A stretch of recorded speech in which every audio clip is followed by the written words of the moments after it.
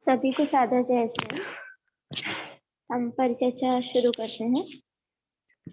तज्जयति परम ज्योतिः समं समस्तैरनंत पर्यायैः दर्पण तव इव सकला प्रतिफलति पदार्थ मालिका यत्र।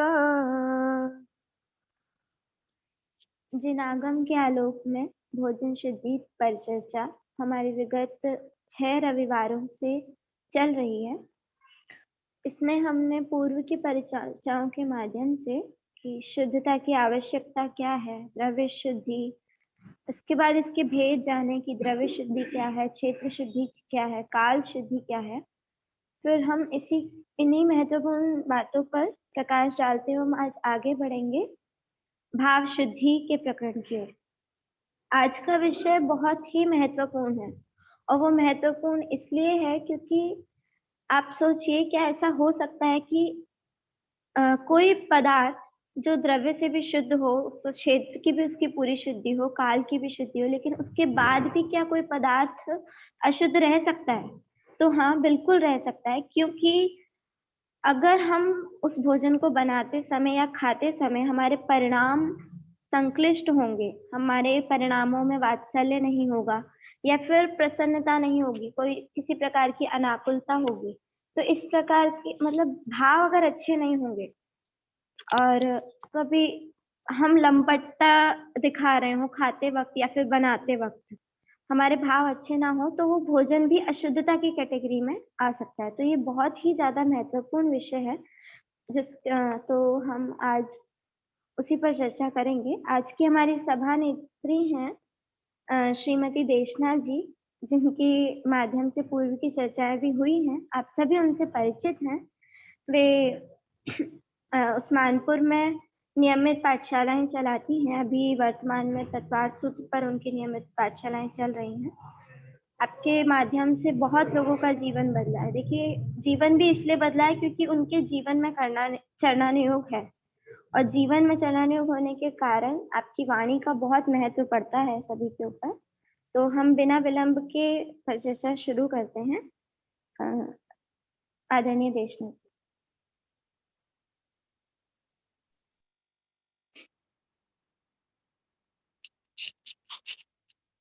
नमो अर्हन्ताणं नमो सिद्धाणं नमो आयरीयाणं नमो उवज्झायाणं नमो लोये सबसाहूणम्। शुद्ध भोजन परिचर्चा। विगत कई रविवारों से हमारी शुद्ध भोजन परिचर्चा चल रही है। अभी तक हमने द्रव्य शुद्धि, क्षेत्र शुद्धि, काल शुद्धि के बारे में पढ़ा। देखो, यद्यपि जो वास्तव में सुख के इच्छुक है ज्ञानी जीव, तो लक्ष्य तो वास्तव में यही रहता है कि धर कर दिगंबर रूप कव 28 गुण पालन कर, संत साधु बन के विचरू वह घड़ी कब आएगी। उन्हें पूर्णता की प्राप्ति का ही लक्ष्य रहता है। देखो, बहुत लोग प्रारंभ में भी जुड़े होंगे या अब भी जुड़े हैं, तो चरणन योग की चर्चा सुनकर या शुद्ध भोजन की चर्चा सुनकर बहुत लोगों को ऐसा लगता है कि अपन तो कुछ कर ही नहीं पा रहे, तो क्यों सुने अपन। कहाँ, माने इस पंचम काल में आज जैसा वातावरण है, चारों तरफ अवक्ष का बोलबाला है, तो अपन मतलब ऐसा लगता है कि कितना कठिन है ये सब चर्चाएँ करना। तो तो वास्तव में मैं उनके लिए ये कहूँगी, देखो हताश होने के लिए नहीं है धर्म की चर्चा, चाहे कोई भी हो। देखो चारों नियोग जिनवा अपना जो द्वादशांगमयी जिनवाणी है, वो चारों नियोग में ही है। चारों नियोगों की चर्चा सुखी होने के लिए ही है। चाहे द्रव्य योग की चर्चा हो, चाहे प्रथमा योग की चर्चा हो, चाहे कर्णन योग की हो, चाहे चरणन योग की हो। माने धर्म जैसे अपन कहते हैं ना, मिश्री कहीं से भी खाए, सब तरफ से मीठी ही होती है। तो ऐसा नहीं है कि ये जो भोजन की परिचर्चा चल रही है, शुद्ध भोजन की, तो ये कोई विकथा है या आपको दुखी करने के लिए की जा रही है। वास्तव में ये सुखी होने का उपाय है। द्वादशांग में सबसे पहले नंबर का ही अंग है आचार अंग। पहलो आचार अंग बखानो। तो विचार करो, क्या द्वादशांग की कोई भी कथा विकथा हुआ है क्या? या फिर दुखी होने के लिए है क्या? तो माने यदि हम पूरा नहीं कर पा रहे हैं, पूरा नहीं फॉलो कर पा रहे हैं, माने चर्चा में भी अपन अब आज की चर्चा है ना शुद्ध भाव, माने यदि अब हम भावों में भी अनुमोदना करते हैं, माने देखकर प्रसन्न भी होते हैं। जैसे अपन प्रथमा योग में अपन देखते हैं कि माने त्रियंच गति के जीव भी भाव, माने उन्होंने भोजन बनाया नहीं, है ना? कोई उन्होंने पानी छाना नहीं, लेकिन सिर्फ आहार दान को देखकर प्रमुदित हुए, हर्षित भाव हुए। तो माने शुद्ध भोजन को देख कर, माने उस चर्चा को, जैसे ये चर्चा चल रही है, अपनी एक आंटी जी है ना शुद्ध भोजन में डेली जुड़ती हैं, उनसे एक बार बात हुई मेरी, तो वो कह रही थी कि मैं तो भोजन बनाती नहीं हूँ, है ना? मैं कुछ कर नहीं पाती हूँ, लेकिन जब चर्चा होती है तो मुझे बहुत अच्छा लगता है। बोले चर्चा में ही आपको अच्छा लग रहा है, भले ही आप कर पाएँ, नहीं कर पाएँ, लेकिन आपको लग रहा है कि हाँ, करने लायक तो यही है। देखो, पूर्व में हमने अन्याय नीति अवक्ष की अनुमोदना करी, हैं? या अवक्ष आदि को देख-देख कर प्रसन्न हुए थे। तो आज उसका रिज़ल्ट है कि अपन ऐसे काल में पैदा हुए हैं कि जहाँ पर जो एक लौकिक सदाचार था, रात्रि भोजन त्याग, जमीकन त्याग, वो चर्चा भी आज हमें महाव्रत जैसी लगती है। ये जबकि एक जैनी के घर में ये डेली आचरण, माने ये जो शुद्ध भोजन समझाया जा रहा है, ये कोई महाव्रत आदि नहीं है, डेली की चर्या में ही होता था।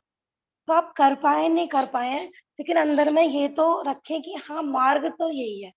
क्योंकि जहाँ-जहाँ शुद्ध आचरण नहीं पलेगा श्रावक का, वहाँ पर यतिचर्या भी नहीं पल सकती। ग्रंथों में ऐसा आता है कि भई जहाँ-जहाँ अपन अपेक्षा करते हैं ना कि भई 28 मूल गुण के धारी शुद्ध चर्या वाले मुनिराज हों, तो शुद्ध आचरण वाले श्रावक नहीं होंगे तो मुनिराज कहाँ से होंगे? पंचम काल के अंत तक सत जैन धर्म रहना है। तो आप विचार करो, तो क्या पंचम काल के अंत में ऐसा होगा कि जो मुनिराज होंगे वो अशुद्ध भोजन करेंगे? 4 जन के नाम भी आए हैं प्रथमा योग में, श्रावक, श्राविका, मुनिराज, आर्यिका। माने पूरा चतुर्विध संघ रहेगा। क्योंकि जहाँ-जहाँ मुनिराज होते हैं, नियम है, वहाँ पर शुद्ध आचरण करने वाले श्रावक भी होते हैं। तो अपन ऐसा नहीं सोचे, देखो जितने भी अनुभवी जानकार आ रहे हैं, तो माने आपको लगे कि इस काल में कहाँ होता है, तो अपन ऐसे ही अनुभवी जानकार लेकर आते हैं कि आज इस वातावरण में भी वो उस कार्य को कर रहे हैं। ऐसा नहीं है कि आज धर्म का अभाव हो गया है, तो आप नहीं जितना कर पाएँ बेटर, है ना? लेकिन भावना हमेशा ऊँची रखें, क्योंकि भावों से ही सब कुछ हो सकता है। भावना से ही संसार बढ़ सकता है और भावना से ही भव का अभाव हो सकता है। अपन आज भावना करेंगे कि हे प्रभु कब ये अन्याय नीति अवक्ष छूटे। अपन कहाँ आके पड़ गए, कहाँ मलेच्छ जैसे वातावरण में आके पड़ गए।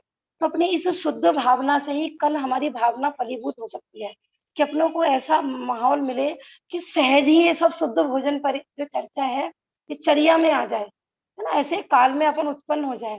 देखो, भले ही ये पंचम काल चल रहा है, इसी काल में ही जीव चौथे काल में पैदा योग्य होने के भाव नहीं कर सकते क्या भाव शुद्धि से?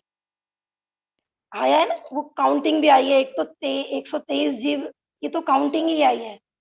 भाव देखो, भले ही वो यहाँ पे कर पाएँ, नहीं कर पाएँ, लेकिन भावना से ही देखो वो विदेह क्षेत्र आदि में जाएँगे, तो वहाँ उनको उनके अनुकूल आचरण का पूरा माहौल मिलेगा। तो हताश होने के लिए नहीं है, ठीक है अपनी शक्ति की सामर्थ्य नहीं है, तो उसका खेद बढ़ते अपन नहीं कर पा रहे हैं। लेकिन ये मार्ग ही नहीं है या फिर ये तो धर्म में ही नहीं है ऐसी चर्चा, ऐसा कह के अपन छूट नहीं सकते हैं, ठीक है ना? तो भाव आज जो अपन चर्चा कर रहे हैं भाव शुद्धि, देखो सुदस्सी तरंगड़ी में ही आया है, चर्चा में हेय उपादेय है, भावों में माने अपन इस कुछ कर पाए नहीं कर पाए, लेकिन भावों का इतना महत्व है कि आप इन चर्चा को सुनकर प्रमुदित हो रहे हैं, हर्षित हो रहे हैं, तो आप पूरा माने शुद्ध भोजन का पुण्य मान सकते हैं, ऐसा। तो अपन देखते हैं देखो भावों की शुद्धि में सबसे पहले क्रम में आता है अपना कि भोजन, देखो हमने 3 शुद्धि पूर्वक भोजन बनाया, द्रव्य शुद्धि भी पूरी पालन करी, क्षेत्र शुद्धि भी पूरी पालन करी, काल शुद्धि भी पालन करी, लेकिन भाव शुद्धि नहीं है, तो मुनिराज भोजन नहीं ग्रहण करते हैं। जो ज्ञानी श्रावक होते हैं,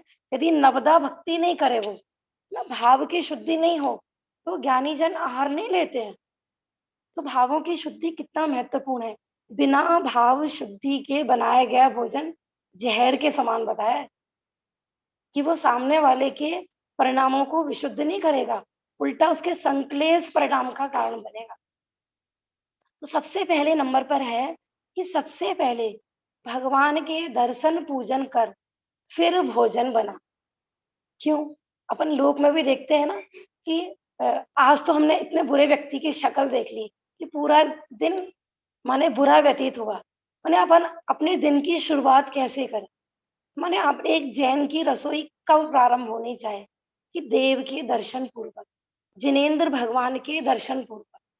क्यों? क्योंकि वीतराग के मुख का दर्शन करेंगे, तो परिणामों में भी कैसी होगी कि समता भाव आएगा, वीतराग भाव उत्पन्न होगा। एक भूपाल चतुर्विशंति ग्रंथ है, उसमें तो ऐसा आता है कि कोई व्यक्ति सोकर उठा और उसको हमें किसी मंगल पदार्थ का दर्शन कराना है, उसका मंगल करना है। तो वो कहते हैं कि तीनों लोकों के मंगलभूत पदार्थ जहाँ पर बसते हैं, उनका जो आश्रय स्थान है, ऐसी है जिनेंद्र भगवान की मुख मुद्रा। माने हमने जिनेंद्र भगवान के दर्शन कर लिए, तो समझो तीनों लोकों के मंगलभूत पदार्थ वहीं पर गर्भित। इतना भगवान की मुद्रा के दर्शन का महत्व है। तो अपन दर्शन करके भोजन बनाएँगे, भोजन प्रारंभ करेंगे, तो परिणामों में भी विशुद्धि बनेगी, भावों की शुद्धि बनेगी। और सुबह टीवी के दर्शन करके, मोबाइल के दर्शन करके भोजन बनाएँगे, तो परिणामों में संक्लेश आदि होंगे। तो प्रथम माने देव दर्शन पूर्वक ही भोजनचर्या प्रारंभ होनी चाहिए। माने जैने की रसोई ही प्रारंभ होनी चाहिए देव दर्शन के। फिर दूसरे नंबर पे आता है अपना वात्सल्य, उत्साह, प्रसन्नता। दूसरा नंबर, हाँ, वात्सल्य, उत्साह, प्रसन्नता पूर्वक भोजन बना। आज देखो माने ऐसा लगता है अ, कि कोई हमारे घर साधर्मी आए, कहते हैं साधर्मी को देखकर ऐसा प्रसन्न होना चाहिए कि जैसे माँ बेटे को देखकर होती है। किसी का एक लौता बेटा हो और कम से मतलब बहुत वर्षों में माँ से मिला हो, तो कैसा रोमांचित होता है। माने भोजन हमने शुद्धि पूर्वक बनाया, और यदि वात्सल्य से नहीं परोसा, तो वो भोजन शुद्ध नहीं है। प्रसन्न प्रसन्न चित्त से, ग्रंथों में देखो इतने-इतने एग्ज़ाम्पल आते हैं। अपन तो देखो जो जैसे बहुत लोग कहते हैं कि आजकल कहाँ है वात्सल्य? आज कौन प्रसन्नता से भोजन कराता है? आज कौन किसकी हेल्प करता है? कहाँ रखा है शुद्ध भोजन? देखो सच्चाई और अच्छाई यदि हम में नहीं है ना, तो कहीं नहीं मिलेगी। ऐसा नहीं है, आज भी इतने ऐसी साधर्मी बहनें होती हैं कि बहुत वात्सल्य पूर्वक भोजन कराती। अपनी जो वर्णी जी की मेरी जीवन गाथा है, उसमें चिरौंजा बाई थी एक उनकी धर्म माता। ऐसा एग्ज़ाम्पल आते हैं उनके कि मतलब डेली किसी को भोजन कराकर ही वो भोजन लेती हैं। माने 2-4 जन तो उनके घर में डेली पहले अतिथि समविभाग फिर भोजन, और पूरा जैसे माँ अपने बच्चे को कराती है। वर्णी जी को उन्होंने बहुत वर्षों तक भोजन कराया। और अभी ज़्यादा पुरानी बात नहीं है, कोरोना के टाइम में ही एक अपने ब्रह्मचारी भाई जी का भी एक एग्ज़ाम्पल आया था कि कोई नदी किनारे गाँव में रहते थे और पता चला कि उनको कोई बहन डेली भोजन कराती। हाँ, आपने किसी को वात्सल्य पूर्वक भोजन कराया है, उसका कितना धर्म साधन होगा, उसको कितनी निराकुलता होगी, क्योंकि अन्न को प्राण कहा जाता है। और इस निचली भूमिका में हमारे धर्म का साधन भी शरीर है और उसको माने संयम की साधना पले, उसके लिए भोजन कराया जाता है। अब आप कहेंगे कि वात्सल्य माने देखो हमारे जो घर के मेंबर्स हैं, तो वास्तव में हमें वहाँ भी वात्सल्य रखें। अब ऐसा नहीं है कि बाहर से कोई मेंबर आता है तो अपन सोचते हैं कि यहाँ तो साधर्मी वात्सल्य अपने को दिखाना है और घर के मेंबर ऐसा नहीं होना चाहिए। उत्साहपूर्वक, प्रसन्नतापूर्वक भोजन बनाया जाए। ऐसा नहीं है हमें तो भोजन बनाना पड़ता है, अपन बनाने वाले अकेले हैं, खाने वाले 10-10 लोग हैं, उन्हें परिणाम खराब करके भोजन नहीं बनाना चाहिए। क्योंकि परिणाम खराब करके जो भोजन बनाया जाता है, वो घर के लोगों की विशुद्धि का वृद्धि में कारण नहीं बनेगा। अब अपन लोग बाज़ार बाज़ार आदि का जो जो जन भोजन करते हैं, उनको जो बाज़ार में भोजन बनाने वाले होते हैं, उनके अंदर वात्सल्य नहीं होता है। उनको तो बस कमाऊँ, कमाऊँ, हमें तो बस कमाना है। माने ना वो आपके स्वास्थ्य को देखेंगे, ना वो आपके धर्म को, ना आपके वो भक्ष-अभक्ष को, आपका धर्म भ्रष्ट होगा वो कुछ नहीं देखेंगे। उनको तो बस पैसा कैसे कमाएँ, उस भावना से वो भोजन बनाते हैं। और घर की स्त्री, है ना, ज्ञानी स्त्री भोजन बनाए, उसको ये रहता है कि देखो ये परिवारजन है, इनका धर्म सधे, माने संयम की साधना के लिए भोजन वास्तव में बनाया जाता है। घर के मेंबर हैं, उनके परिणामों की विशुद्धि बढ़े, तो वात्सल्यपूर्ण माने झुंझलाट कर रहे हैं, अपन भोजन बना रहे हैं और 10 सुना रहे हैं भोजन खिला के, ये सब चीज़ें उत्साहपूर्वक देखो, ये भी एक धर्म का अंग है। जैसे अपन भगवान की भक्ति करते हैं ना मंदिर में, तो ऐसे ही भोजन बनाते समय भी ऐसी ही प्रसन्नता कि ताकि वो जो लोग भोजन करेंगे ना, उनका प्रसन्न मन भी प्रसन्न होगा। आपने देखा होगा ना, अपन कहीं जाते हैं ना, कहीं कोई साधर्मी बहन, उन्हें प्रसन्नता से भोजन बनाए, तो बड़ा टेस्टी लगता है उनके हाथ का भोजन। और परिणाम खराब पूर्वक किसी ने भोजन बनाया हो और भले ही बहुत सारी डिश बनाई हो, तो भी उनमें रस नहीं आता है ना? निरस भोजन भी रस सहित हो जाता है। ऐसा-ऐसा आगम में उल्लेख आता है कि किसी ने रोखी रूखी रोटी बनाई, लेकिन प्रेम और वात्सल्य से बनाई और खिलाई। ऐसी-ऐसी ऋतिधारी मुनिराजों के एग्ज़ाम्पल आते हैं ना, कि उस रोटी में अमृत जैसा टेस्ट आ गया और अपने परिणाम खराब करके वात्सल्य से भोजन नहीं बनाया, उत्साह से भोजन नहीं बनाया, तो उस मतलब भोजन में आपने खूब घी डाला हो, तो भी वो टेस्टी नहीं लगेगा। तो अपना परिवार को ही, है ना, माने देखो आपके घर में है, साधर्मी भाई-बहन हैं, आपके पति हैं, बच्चे हैं, जो भी परिवार वाले हैं, माता-पिता हैं, सबको प्रसन्न चित्त से और कोई अतिथि आए उनको भी प्रसन्न, क्योंकि नवदा भक्ति नहीं होगी तो माने आपके घर मुनिराज अतिथि नहीं आएँगे। अपन कहते हैं ना, किसी का परोसने का तरीका इतना अच्छा होता है कि अपने आप ही मन करता है कि अब भोजन कर लें। और किसी व्यक्ति का ऐसा तरीका होता है, माने ऐसा अनमने मन से भोजन कराते हैं कि अपना मन ही नहीं करता कि उनके हाथ का भोजन करें।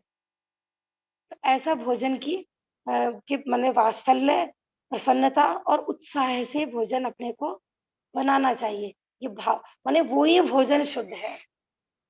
देखो दर्शन पूर्वक बनाया गया हो, प्रसन्नता और उत्साह और वात्सल्य से बनाया गया हो, वही शुद्ध भोजन है, नहीं तो भोजन अशुद्ध है। आपने उत्साह से नहीं बनाया है, अनमने मन से बनाया है। और आगे देखते हैं, तीसरे नंबर का बिंदु है अपना टीवी आदि देखते हुए, पेपर पढ़ते हुए। देखो यहाँ भाव शुद्धि में दोनों तरफ से अपन देख सकते हैं। माने भोजन बनाने वाले की भी भाव शुद्धि और भोजन करने वाले की भी भाव शुद्धि। अब भाव शुद्धि पूर्वक बनाया गया और लेकिन करने वाला है वो टीवी देखते देखते भोजन कर रहा है, पेपर आदि पढ़ते पढ़ते, है ना, विकथाओं को देखते हुए भोजन कर रहे हैं, तो वो भोजन भी शुद्ध नहीं कहलाएगा, क्योंकि थाली में शुद्ध भोजन ही है ना? या अपन, या भोजन बनाने वाली महिला गाने सुनते सुनते, टीवी देखते देखते भोजन बना रही है, क्योंकि ध्यान तो उनका वहां लगाया हुआ है, तो भोजन की शुद्धि कैसे बनेगी? अपन टीवी देख रहे हैं और मानो ग्रास रख रहे हैं मुंह में, पता चला कि ग्रास के साथ मच्छर आदि कीड़े मकोड़े ही मुख में जा रहे हैं। दूसरा, जो टीबी आदि में जितना भी माने जो भोजन में अंतराय बताई गई है ना, मल मूत्र आदि, टीवी में क्या क्या नहीं दिखाया जाता, पेपर आदि में क्या क्या दुर्घटनाएं नहीं होती है। माने शोक की घटना हो गई है, अपन ने पढ़ा था ना, काल शुद्धि, तो काल शुद्धि आदि भी नहीं बनेगी टीवी आदि देखते हुए। दुर्घटनाएं पढ़ रहे हैं अपन, इतना माने हिंसा का दृश्य देख रहे हैं और अपन भोजन कर रहे हैं, तो परिणामों में तो परिणाम तो वहां पर लगे हुए हैं। तो ऐसा टीवी पेपर आदि देखते हुए भी अपने को भोजन ना बनाना चाहिए और ना ही भोजन करना चाहिए अपना। और आगे बिंदु देखते हैं, 4th नंबर का बिंदु अपन देखते हैं, भाव शुद्धि के अंतर्गत ही करुणा, विनय, दान भाव सहित हो, भावों का भी भोजन पर बहुत प्रभाव पड़ता है। करुणा पूर्वक भोजन बनाया जाए, क्योंकि जिसके अंदर में करुणा नहीं होगी, तो वो भोजन कराते में ना उसको अभिमान, अहंकार, माने वो भोजन कराएगा भी ना, तो उसको ऐसा लगेगा कि देखो मैंने इसको कराया, मैंने इसको कराया। कर देखो, आप किसी को भोजन देते हो, अपन देखो खुद फीलिंग कर सकते हैं। अभी अपन ना तीर्थ यात्रा पे गए थे 3-4 दिन के लिए, तो अपन बाहर का नहीं लेते हैं। तो मानो एक साधर्मी बहन ने हमको इतने वात्सल्य से, माने 2 दिन में हमने भोजन किया, तीसरे दिन भोजन मिला।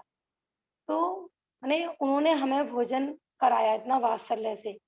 तो आप देखो कि उस भोजन करके, क्योंकि अपन भाव देखो वास्तव में तो आत्मा तो भोजन के ग्रहण त्याग रहित है ना? भावना तो ऐसी हो कि निज में ही रम जाऊँ, माने ये शुद्ध क्या शुद्ध अशुद्ध दोनों ही भोजन का भाव खत्म हो जाए।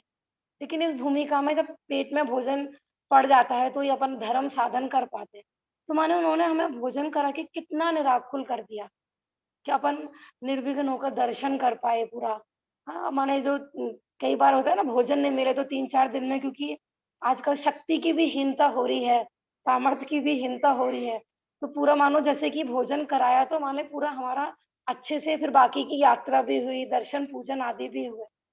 तो इतना कई बार ऐसा लगता है कि अपने घर कोई आए, जैसे हमें वहाँ पर अच्छा लगा, किसी ने हमें भोजन कराया, तो जैसा हम सामने वाले से अच्छे की आशा रखते हैं, तो ऐसे भी हमें भी ऐसे इसी प्रकार की भावना रहनी चाहिए कि देखो एक भोजन हमने किसी को कराया।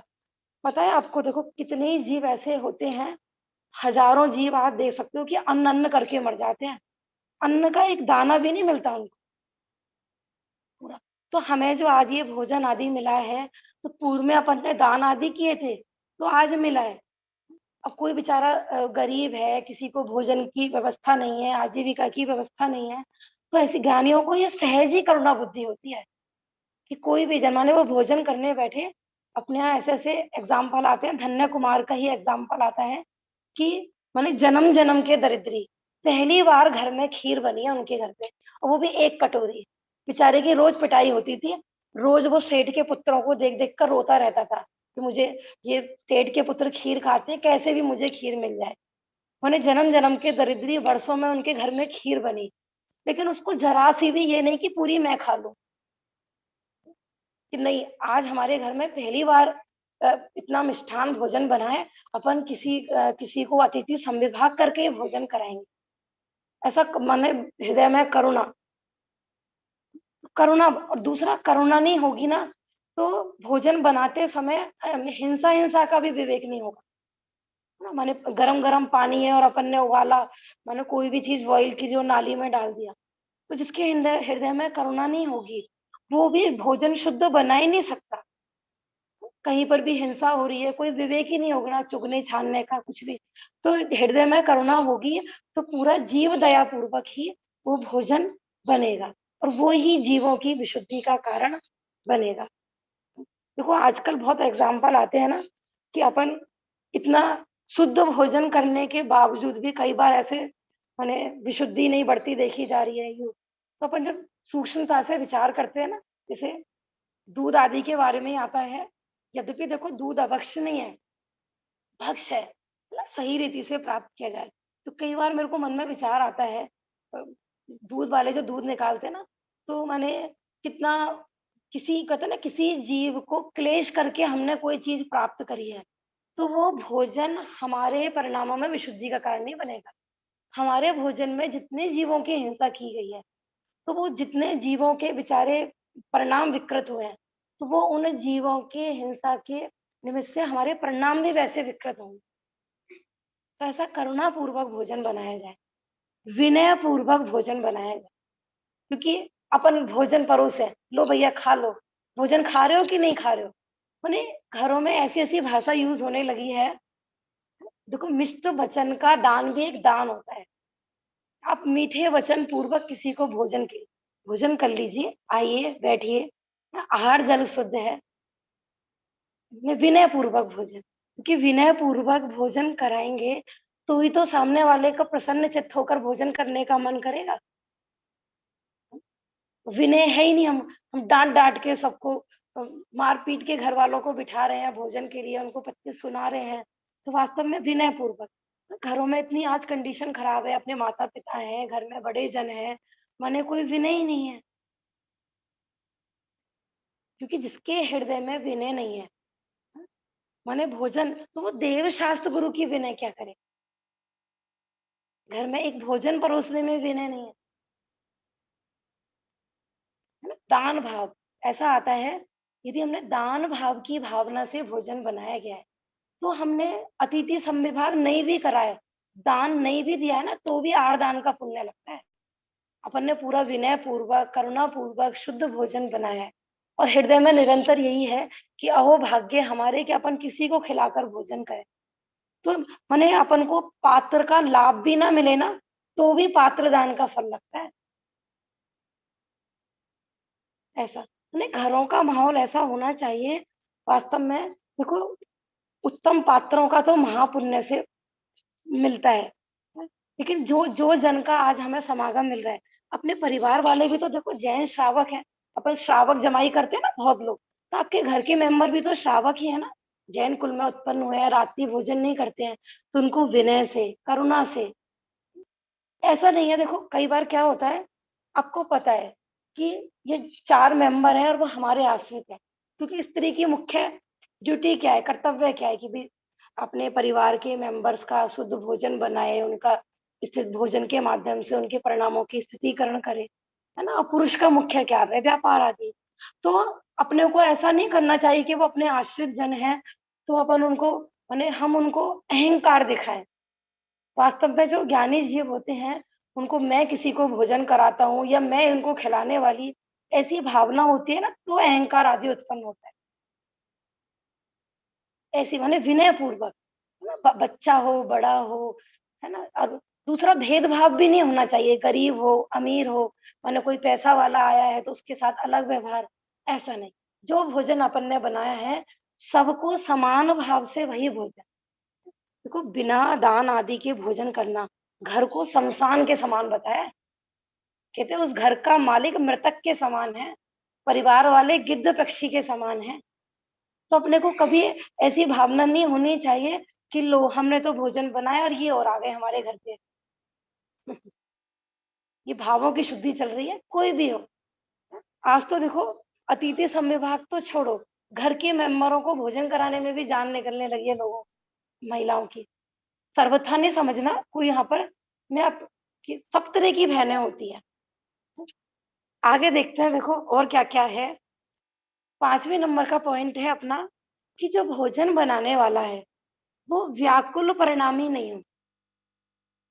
व्याकुल परिणामी नहीं हो माने क्या कह रहे हैं यहाँ पर कि देखो अब अपने ग्रंथों में जैसे एग्ज़ाम्पल आते हैं दुर्गंधा का ही एग्ज़ाम्पल आता है कि उनको तो भाव नहीं थे, माने आकुलता हो रही थी बहुत ज़्यादा और घर के मेंबर ने कहा कि आपको मुनिराज आने वाले हैं, भोजन बनाना है।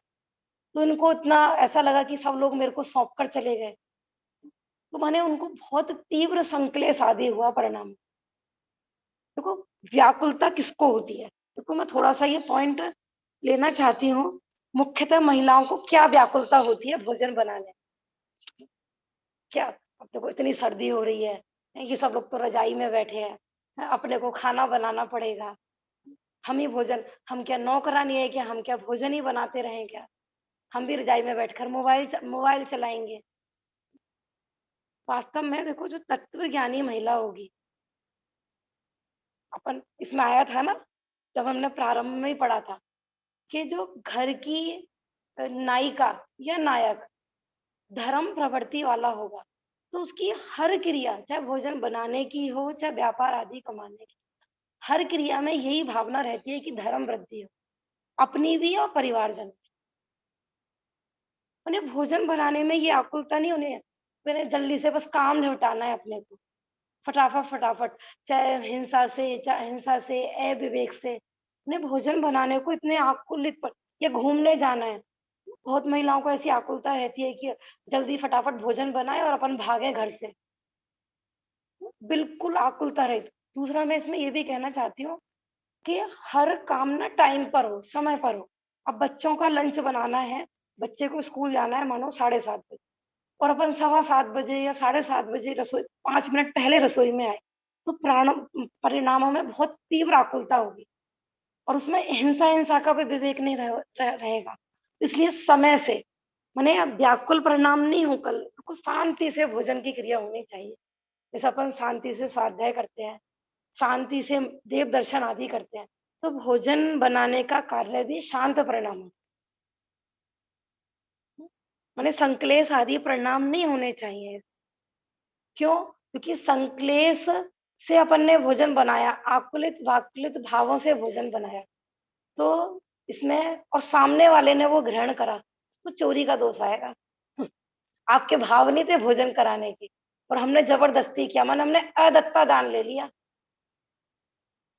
तो ये सब चीज़ें विचार करें, व्याकुल परिणामी नहीं हो, तीव्र क्षुधा सहित नहीं हो। देखो ची माने भोजन बनाने वाले को तीव्र क्षुधा सहित नहीं हो, यहाँ पर क्या कहना चाह रहे हैं यहाँ पर? कई बार क्या होता है, मानो घर की स्त्री 10 बजे भोजन करती है। अब उन्होंने कहा भई भोजन तैयार हो गया और आप सब भोजन कर लीजिए, मैंने परिवार वालों को वो आमंत्रित कर दिया। अब कोई कहता है हम तो अभी नहीं कर रहे, हम तो 11 बजे करेंगे, कोई कहता है 12 बजे करेंगे। माने घड़ी देखते रहते हैं परिवारजन वाले। तो अब उसको देखो उसको तो माने तीव्र भूख सताएगी ही सताएगी। इसको दोनों तरफ से लेना है अपने को। इसलिए जो भोजन बनाता है ना, तो परिवार वालों की भी ज़िम्मेदारी है कि हाँ, अपन भोजन बनाने वाले का भी ख़्याल रखें। एक तो उसको माने आप ये विचार करो, अपन ने जब पढ़ा था कि सूर्यास्त से अंतर्मुहूर्त पहले भोजन की क्रिया संपन्न हो जानी चाहिए। तो यदि भोजन करने वाले बिल्कुल दिन छिपे भोजन करेंगे, तो फिर भोजन बनाने वाला भोजन कब करेगा? यदि अपन समय पर भोजन करेंगे ना, तो भोजन बनाने वालों की भाव में संक्लेश उत्पन्न नहीं होगा। उसको तीव्र भूख भी नहीं सताएगी। अब वो बैठी हुई है बेचारी, मानो जो भी है, भोजन बनाने वाली आपकी माँ हो सकती है, बहन हो सकती है, 1-1 बजे बैठी हुई है, क्योंकि परिवार के मेंबर को पहले कराना है, क्योंकि पता नहीं वो कितना लेंगे, कैसे लेंगे। तो ये चीज़ें भी ध्यान रखें। देखो, आज यदि हमने समय की कीमत नहीं समझी, क्योंकि भोजन बनाने वाले की क्रिया को ना सब ऐसे सोचते हैं कि ये तो फालतू का काम है। मैंने अक्सर देखा है, क्योंकि सब जगह बहनें खराब होती हैं ऐसा नहीं है। इतनी अच्छी-अच्छी बहनों की भावनाएँ होती हैं कि आप अपने घर में शुद्ध भोजन कराएँ, समय से कराएँ, लेकिन घर के लोग उनकी कीमत नहीं करते हैं। वो प्यार से आमंत्रित कर रही हैं शुद्ध भोजन पे और उनको डाँट देते हैं, हम नहीं कर रहे अभी, अभी रुक जाओ, अभी टीवी देख रहे हैं, अभी हमें ये काम है। तो आज अपन शुद्ध भोजन की विराधना कर रहे हैं और वो बनाने वाला हमारी वजह से भूखा बैठा हुआ है। तो उसी का रिज़ल्ट है कि आज देख लो भोजन बनाने वालों की कितनी दुर्लभता होती जा रही है। दुर्लभता मतलब कि आगे-आगे की जनरेशन ना भोजन बनाने की क्रिया को अच्छा नहीं समझती है। वो सोचती है कि ये भोजन बनाते हैं, उनको डाँट ही डाँट तो पड़ती रहती है खाना बनाने वालों को, घर के मेंबर। तो भैया नौकरानी लगा लो और उनको खूब डाँटो और जब मर्ज़ी खाओ। मैंने घर को धर्मशाला बना के रख रखा है। कोई 7 बजे, कोई 12 बजे, कोई कोई माने अपनी मर्ज़ी से, जब मर्ज़ी जो भोजन कर रहे हैं, ऐसा। और बनाने वाला बेचारा बैठा हुआ है, क्योंकि जब घर की स्त्री पहले भोजन कर लेगी, माने बनाने वाला पहला भोजन कर लेगा। अब कैसे पता लगेगा, मानो वो भी कितना भोजन सामने वाले को परोसना है, तो उसी हिसाब से करेगा। तो इसलिए ये इस तीव्र क्षुधा वाला जो पॉइंट है, इसमें दोनों तरफ से ख़्याल रखना है। कि समय पर भोजन करें।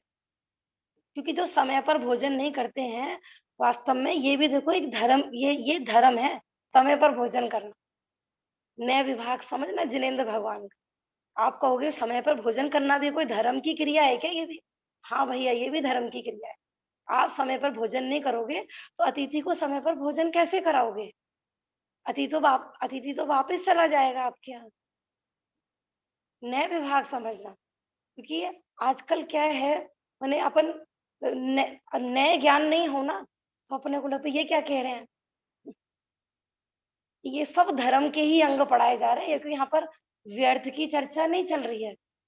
भोजन के स्वाद का लंपटी नहीं हो। क्या कह रहे हैं यहाँ पर देखो, भोजन के स्वाद का लंपटी नहीं हो, या भोजन बनाने वाला हो और भोजन के स्वाद का तीव्र लंपटी है, तो वो शुद्ध भोजन नहीं बना सकता। वो उसको टेस्टी बनाने के लिए कुछ भी कर सकता है। ऐसे-ऐसे भोजन बनाने वाले होते हैं कि आपने उनसे रेसिपी पूछी, तो आपको वो शुद्ध रेसिपी बता देंगे। लेकिन उस भोजन में टेस्ट लाने के लिए कुछ भी गड़बड़ कर देते, कुछ भी। आजकल चल रही है ना, माने टेस्टी बनाने के लिए द्विदल, एक क्रीम आदि का इतना चल गया है, माने हमारी रसोइयों में ऐसी-ऐसी चीज़ें प्रवेश कर गई हैं, कि मूल में उनके बिना आराम से भोजन बनता था।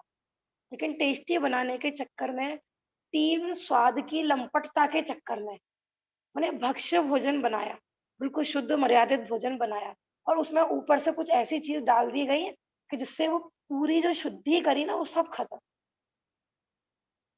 ऐसा आता है ग्रंथों में कि तीव्र विषयों के लंपटी हमेशा संसार में दुखी रहते हैं। क्योंकि तीव्र विषयों के लंपटी है ना, वो अपना स्वास्थ्य आदि भी नहीं देखते हैं। माने वो ये भी नहीं देखते कि इस समय माने ये गरिष्ठ भोजन आदि बनाने का समय है या नहीं है।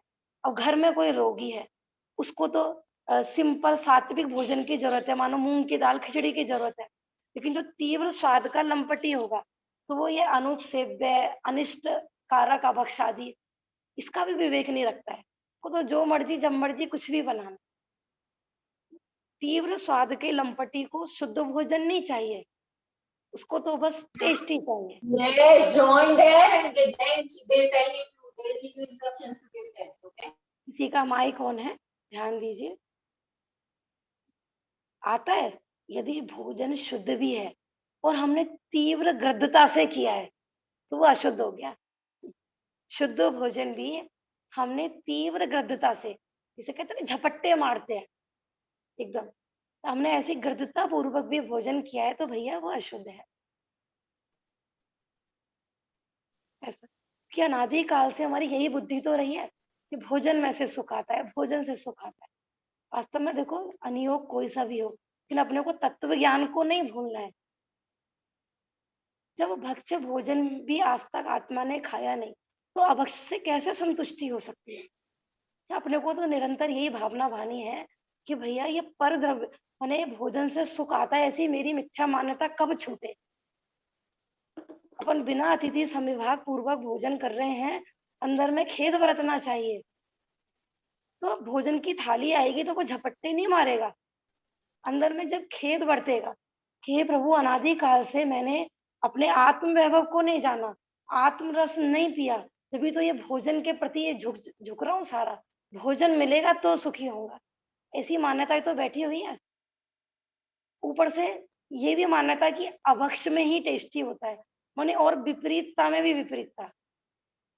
हाँ, तो ये कह रहे हैं ज्ञानी जीवों को भक्ष्य भोजन में भी खेद बरतता है कि कब ये आहार छूटे, कब ये पर द्रव्यों के ग्रहण त्याग की मान्यता छूटे। ऐसा एक जगह तो ऐसा भी आता है, शायद मूलाचार आदि में ही है, कि हमने 10 दिन उपवास किया और 11वें दिन पारणा के दिन अति गृद्धता से, माने पारणा के दिन अति टूट कर पड़े भोजन पर। तो तुमने 10 दिन क्या उपवास किया? इससे अच्छा तो तुम एक आसन कर लेते। कई बार होता है ना, महिला को बनाने में भोजन में देरी हो गई, तो बहुत लोग ना इतने आक्रोशित हो जाते हैं कि ठीक है आपने, माने फिर ये नहीं देखते कि कोई बड़े जन है, उनको पहले करना है, माने झपट्टे मारते हैं, पहले में, पहले में, पहले में।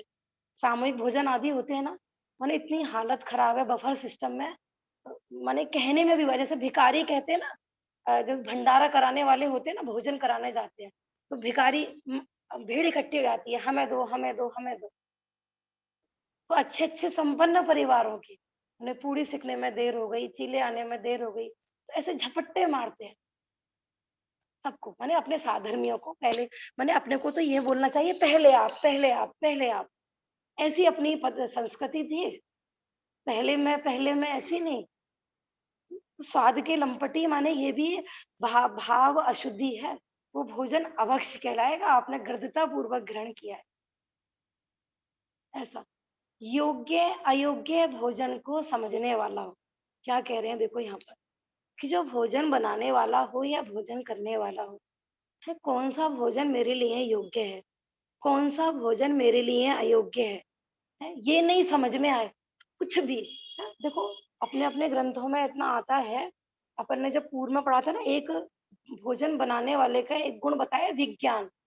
माने पात्र को कोई रोग है, घर के मेंबर को कोई रोग है, तो उनको माने समझ लो कि वैद्य का भी ज्ञान होना चाहिए भोजन बनाने वाले को, कि किस समय कौन से रोग में कौन सा भोजन देना है, क्या भक्ष्य है, क्या अभक्ष्य है, पूरा विवेक होना चाहिए, माने तत्व ज्ञानी और स्वाध्यायी होना चाहिए।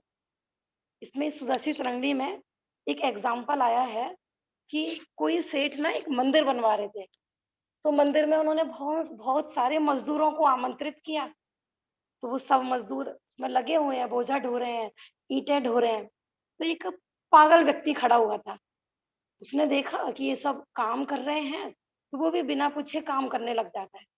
माने बाकी मजदूर 5 किलो वजन उठाते हैं, तो ये 15 किलो उठाता है। वो 5 ईंटें उठाते हैं, तो ये 50 ईंटें उठाता है, और पूरा दिन भर कार्य करता है पूरा। और जब शाम को, माने देखने वाले भी ये सोचते हैं कि इसको तो सबसे ज्यादा पैसा मिलता होगा, क्योंकि ये तो और मजदूरों से भी कितना ज्यादा काम कर रहा है, ऐसा देखने वालों को लगे। लेकिन जिस समय जब मालिक तनख्वाह बांटता है, तो सब मजदूर लाइन में लग जाते हैं, सबको अपनी अपनी सैलरी मिलती है। तो जब उस पागल का नंबर आता है, तो बताओ उसको कितनी सैलरी मिलेगी। उससे पूछते हैं, भैया आप कौन हो, वो बता देते हैं। अब लिस्ट में उनका नाम चेक किया जाता है, लिस्ट में नाम ही नहीं है उनका, कि आपको किसने लगाया, कि हमें कौन लगाएगा, हम तो अपनी मर्जी से लग गए। किसने किया आपसे काम करने के लिए, किसी ने नहीं कहा, हम तो अपनी मर्जी से लग गए। देखो इतनी मेहनत भी की उसने, सब कुछ किया, लेकिन परिश्रम का फल नहीं मिला उसको। ये सुदर्शित रंगनी में एग्जाम्पल आया ये। तो हमें सही ज्ञान नहीं हो, माने आगम के सही ज्ञान पूर्वक यदि हम अ, भोजन आदि में विवेक नहीं रखते हैं, आपने देखा होगा बहुत बहनें इतनी होती हैं, सुबह से लेकर रात तक रसोई में लगी रहती है, इतना मेहनत करती है कि मंदिर जाने की भी फुर्सत नहीं है, स्वाध्याय में आने की भी फुर्सत नहीं है। सब लोगों को लगता है कि कितनी अच्छी महिला होगी, घर परिवार को कितना मेहनत करती है ये। लेकिन वास्तव में ये पूछ देखो कि क्या वो अपने परिवार के मेंबर को मोक्ष मार्ग में प्रशस्त कर रही है क्या वो? विचार करो। उन्हें अगर वो अन्याय नीति अभक्ष्य माने भोजन बना रही है वो पूरा, कोई विवेक नहीं है उसको योग्य अयोग्य भोजन का, तो स्वयं भी पतन की ओर ढल रही है और परिवार वालों को भी पतन की ओर अग्रसर कर, क्योंकि घर की नायिका माने भोजन बनाने वाली नायिका विवेकी है, स्वाध्यायी है, तो वो स्वयं भी मोक्ष मार्ग में अग्रसर होगी और परिवार वालों को भी लगाएगी। अब क्या पता कुछ भी मिला के खिला दे वो, अभक्ष्य भोजन करने वाली है, तो वो अभक्ष्य बनाएगी। लेकिन आप प्रैक्टिकली देख लेना, भोजन बनाने वाले को जो चीज़ पसंद होती है ना, वो रसोई में वही चीज़ें ज़्यादा बनाता है। तो वो तीव्र लंपटी होगी, अभक्ष्य भक्षण उसको ज़्यादा पसंद होगा, तो परिवार के मेंबर को भी वही भोजन ज़्यादा कराएगी, ऐसा। माने भोजन ऐसा होना चाहिए कि हमारे परिवारजनों का संक्लेश मिट जाए। उनके जो शरीर में रोग हों, वो भी नाश को प्राप्त हो जाए। ऐसा। और क्या कह रहे हैं देखो अपन आगे देखते हैं। आगे का पॉइंट है हमारा, हुँ, भोजन करते बनाते हुए लड़ता ना हो, क्रोधी ना हो। क्योंकि अधिकतर महिलाओं में ये चीज़ देखी जाती है कि जैसे ही भोजन करने बैठे परिवार के मेंबर या पति देव आए, तभी लड़ना चालू होते हैं। देखो आपको कोई शिकायत करनी है, कुछ भी करनी है, भोजन के समय बिल्कुल नहीं करना चाहिए। आपको परिवार के मेंबर से कोई कंप्लेन है, तो क्योंकि देखो ये ऐसा निमित्त नैमित्तिक संबंध मानो बेचारा थका हुआ आ रहा है कोई, ऑफिस से आपके पति देव थके हारे आए, ना परिवार के मेंबर काम करके थक के भोजन करने बैठे और आपने तभी लड़ना प्रारंभ कर दिया। पचासों आपने उनको ने वचन वचन की शुद्धि भी आई थी ना, गाली देता जाए और भोजन कराता जाए, गाली देता जाए, भोजन कराता जाए। हैं, हमारे भाग्य फूट गए थे, हाँ, हम तो नौकरानी बन गए हैं, हमारे तो भोजन बना-बना के अब शरीर खराब हो गया है। आप ये मान्यताएँ बिल्कुल निकाल दें कि काम करने से शरीर खराब होता है। कि आजकल भोजन इसलिए भी नहीं बनाते हैं बहुत जन कि उनको लगता है कि भोजन कराने से हमारे हाथ खराब हो जाएँगे, है ना? हम अपन पूरे दिन काम काम करने से उल्टा शरीर स्वस्थ होता है। हुँ, और ऊपर से विवेक पूर्वक काम करने से, हैं? आज उसी का रिज़ल्ट है ना देखो घर में नौकरानी लग गई, काम वाली बाई लग गई, तो 2-2 3-3 घंटे लोगों को पार्क में जाकर एक्सरसाइज़ करनी पड़ती है। तो यदि आप अपने परिवार माने घर की महारानी स्वयं भी नौकरानी बनी हुई है और 4 जन को और नौकरानी बना रखा है। हुँ, अपन कहते हैं जॉब करते हैं, भले ही आप इंग्लिश में बोलें, जॉब क्या चीज़ है? नौकरानी तो आप कहीं की नौकरानी तो बने हुए हो ना। माने भोजन के टाइम बिल्कुल नहीं लड़ना, शांतिपूर्वक, अपने सामने वाले को शांतिपूर्वक भोजन परोसा है ना? आपने उसको 4 गाली दी, कई बार ऐसा होता है अपन ने किसी को भोजन पर बुलाया, उसको अनाप-शनाप शब्द बोलते हैं अपन। देखा है कभी ऐसा भोजन? खाया है आपने कभी इतना इतना बढ़िया भोजन? ना कोई गरीब आपके घर आया और आपने उसको अच्छा घी-दूध भरा हुआ भोजन खिलाया और उसको अपन बोल दें, "आइए आ गए भिखारी खाने के लिए।" ऐसे-ऐसे अपशब्द बोल दिए जाते हैं ना, ये भोजन की वजह से आए हैं। ऐस तो कभी भी माने ऐसे शब्द नहीं बोलने चाहिए। आप करा पाओ, नहीं करा पाओ, हमेशा परिणाम ऊँचे ही रखने चाहिए। क्रोध पूर्वक बनाया गया भोजन, होता है ना ज़हर के समान है। कई बार तो पता है ऐसे ऐसे प्रत्यक्ष में भी आप देख सकते हो, किसी ने भोजन कराया और आते ही आपकी तबीयत खराब हो गई घर पर आते ही। गुस्से में कराया उसने अभक्ष खिला दिया आपको। उसमें आता है ना वो जो कहानी आई है, मुनिराज को क्रोध में भोजन कराया, तो मुनिराज मरण को प्राप्त हो गए और वो दुर्गति की प्राप्त नरक आदि के दुःख भोगने पड़े उनको, जिन्होंने क्रोध में भोजन कराया, गुस्से में भोजन कराया। तो इसलिए भोजन बनाने वाले को क्रोध नहीं दिलाना चाहिए। देखो गलती सिर्फ भोजन बनाने वाले की नहीं, परिवार के मेंबर को भी ध्यान रखना है।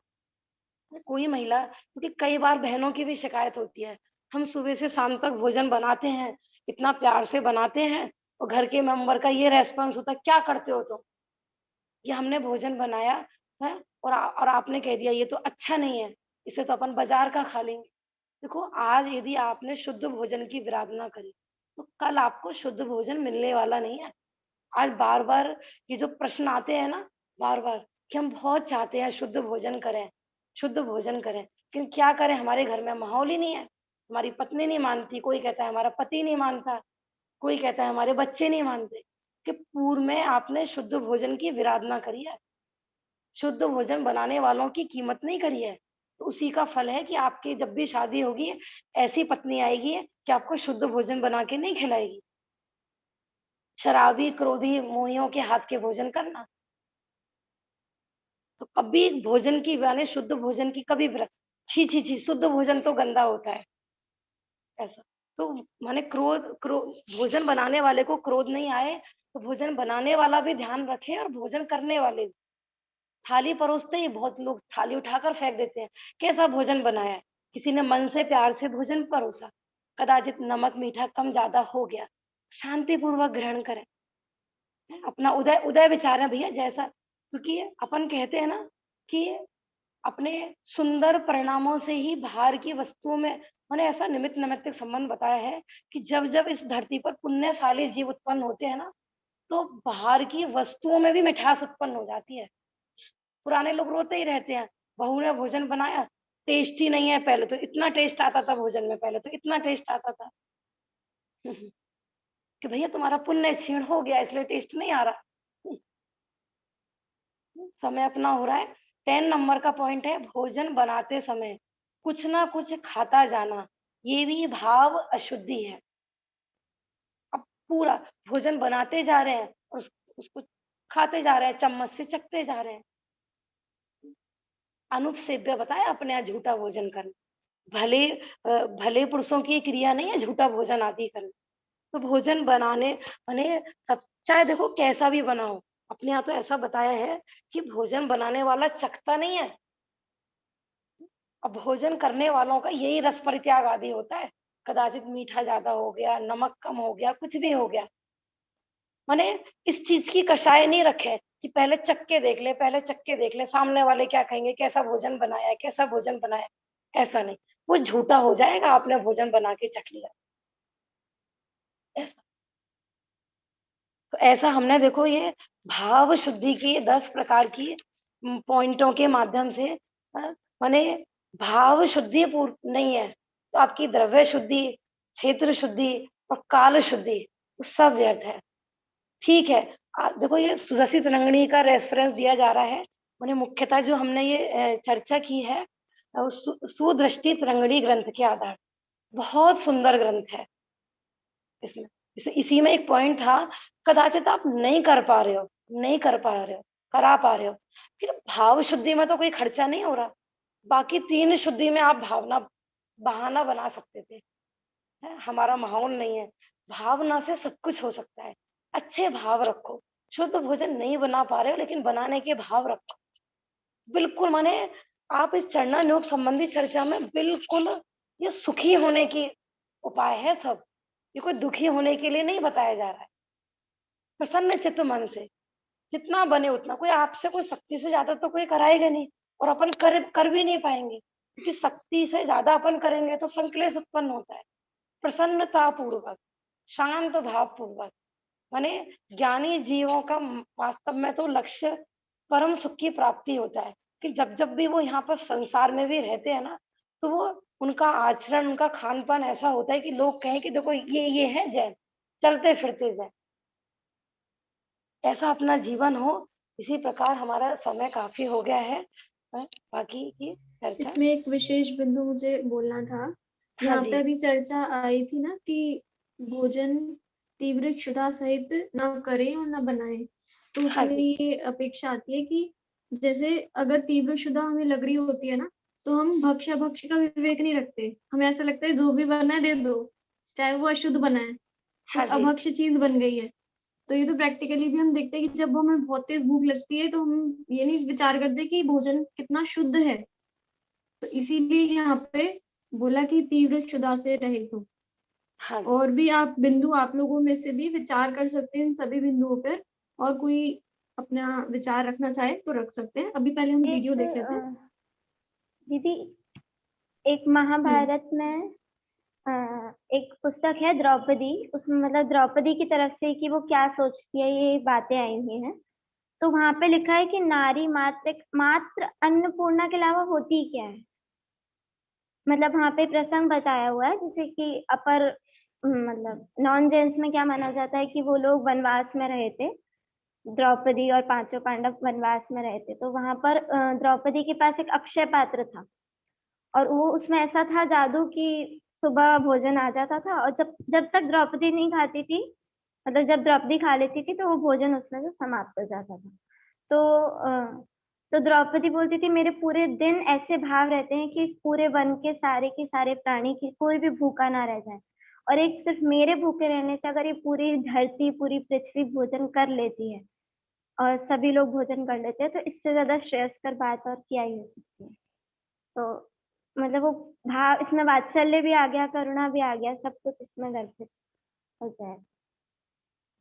चलिए हम आगे अपनी वीडियो देखते हैं आज की। जैसे कि हर परिचर्चाओं में वीडियो दिखाई जाती है, तो आज की वीडियो है कि रिफाइंड ऑयल खाओ जल्दी ऊपर जाओ। तो हम शुरू करते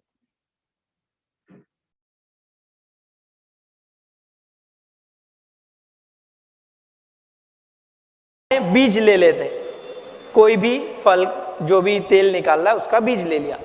अब बीज निकालने बीज ले लेने के बाद, आजकल तो सबसे घटिया पाम तेल यूज होता है, रद्दी सबसे कचड़ा तेल, ठीक है, पाम तेल जो विदेशों से आता है, वो लेके वो क्या करते हैं, वो जो बीज है उसके अंदर का तेल निकालना है, तो वो ज्यादा से ज्यादा तेल निकले, ठीक है, पीसते समय उसको एक प्रक्रिया करते हैं जिसका नाम है सॉल्वेंट एक्सट्रैक्शन, मतलब तेल निकालने का जो प्रक्रिया है उसका अंग्रेजी नाम है सॉल्वेंट एक्सट्रैक्शन।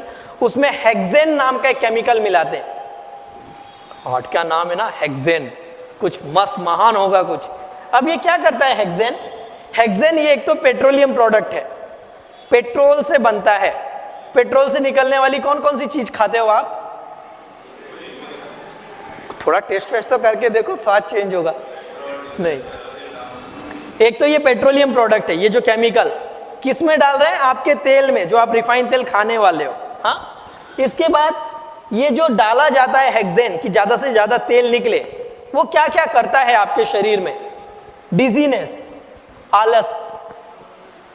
अगर आप तेल वेल खा के भी एकदम सब कुछ खा कर भी आप ऐसे हो यार, एनर्जी नहीं है, तो कहीं ना कहीं हेक्सेन है। ड्राउजीनेस, चक्कर वक्कर आना, ठीक है, डलनेस, वही उसी का भाई, डिजीनेस का, ऐसे जो लोग रहते हैं। हेडेक, सिर दर्द, ये कौन करता है? जो आपके रिफाइंड तेल में केमिकल डालते हैं वो करता है। ओके। नौजिया, उल्टी जैसे लगना, उल्टी होगी नहीं पर ऐसे लगता है कि उल्टी हो जाएगी, ये वो। वीकनेस, कमजोरी, मेरा बच्चा बहुत कमजोर है, ठीक। अब रिफाइंड तेल खिलाओगे तो कौन सा पहलवान बनेगा?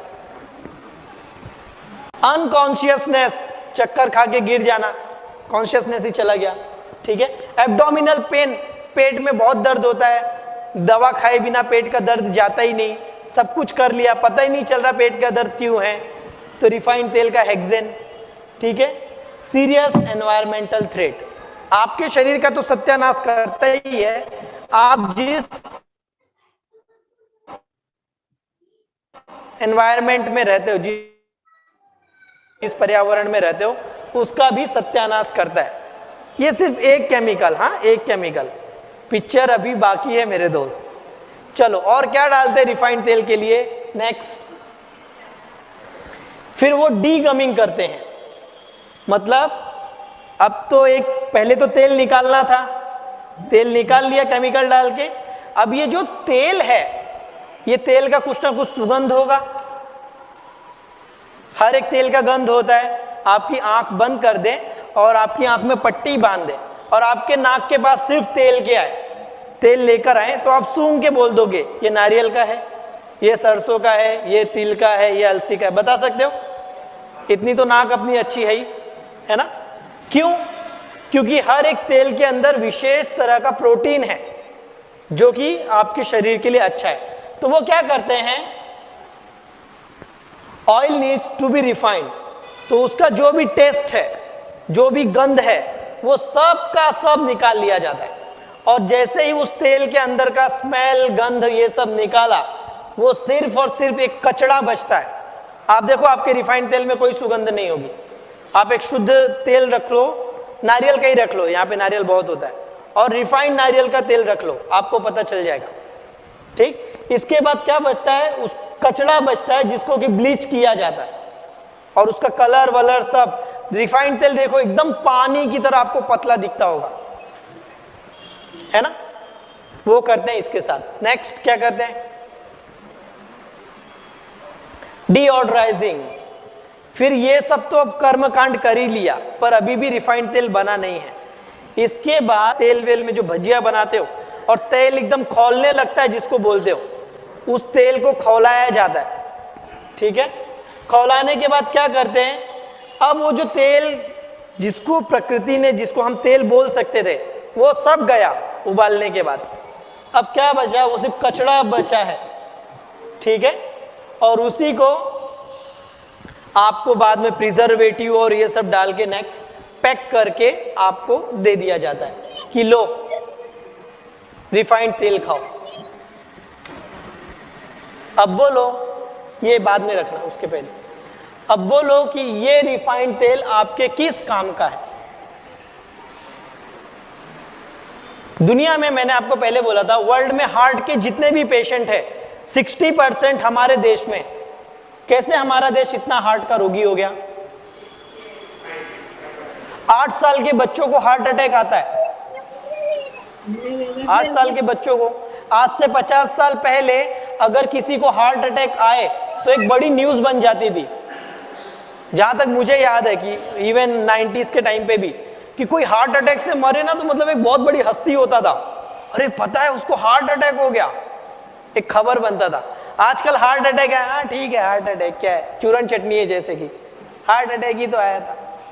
तो वो जो आपका हार्ट है, आपके परिवार का, आपके बच्चों का, आपकी फैमिली का, उन सब का सत्यानाश इन टीवी कंपनियों ने या इस तेल ने किया है। तो अब आप देख लो, जिस तेल में इतना केमिकल ये सब डाल के बनाया जाता है, वो आपको खाना चाहिए कि नहीं? ओके। और एक चीज है तेल के बारे में कि तेल को एक बार गर्म कर लिया ना तो दोबारा उसे गर्म कभी नहीं करना चाहिए, ऐसा उसका स्ट्रक्चर होता है। आपका रिफाइंड तेल तो ऑलरेडी फैक्ट्री में 200 डिग्री सेल्सियस पे उबाल लिया है, अब घर पे क्या फिर आप गर्म करोगे? और हम में से कई लोग उसमें भजिया बनाने के बाद फिर से रख देते हैं, नहीं कल भी।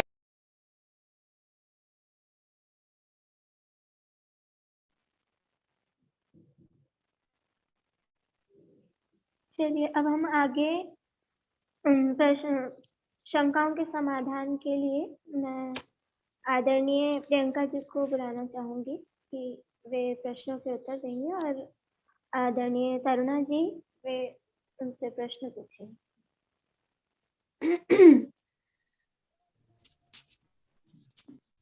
प्रश्न कुछ हमारी सभा के पिछले सेशंस में भी आए थे। तो प्रश्न आया था कि लकड़ी के बुरादे से बर्तन मान सकते हैं या नहीं।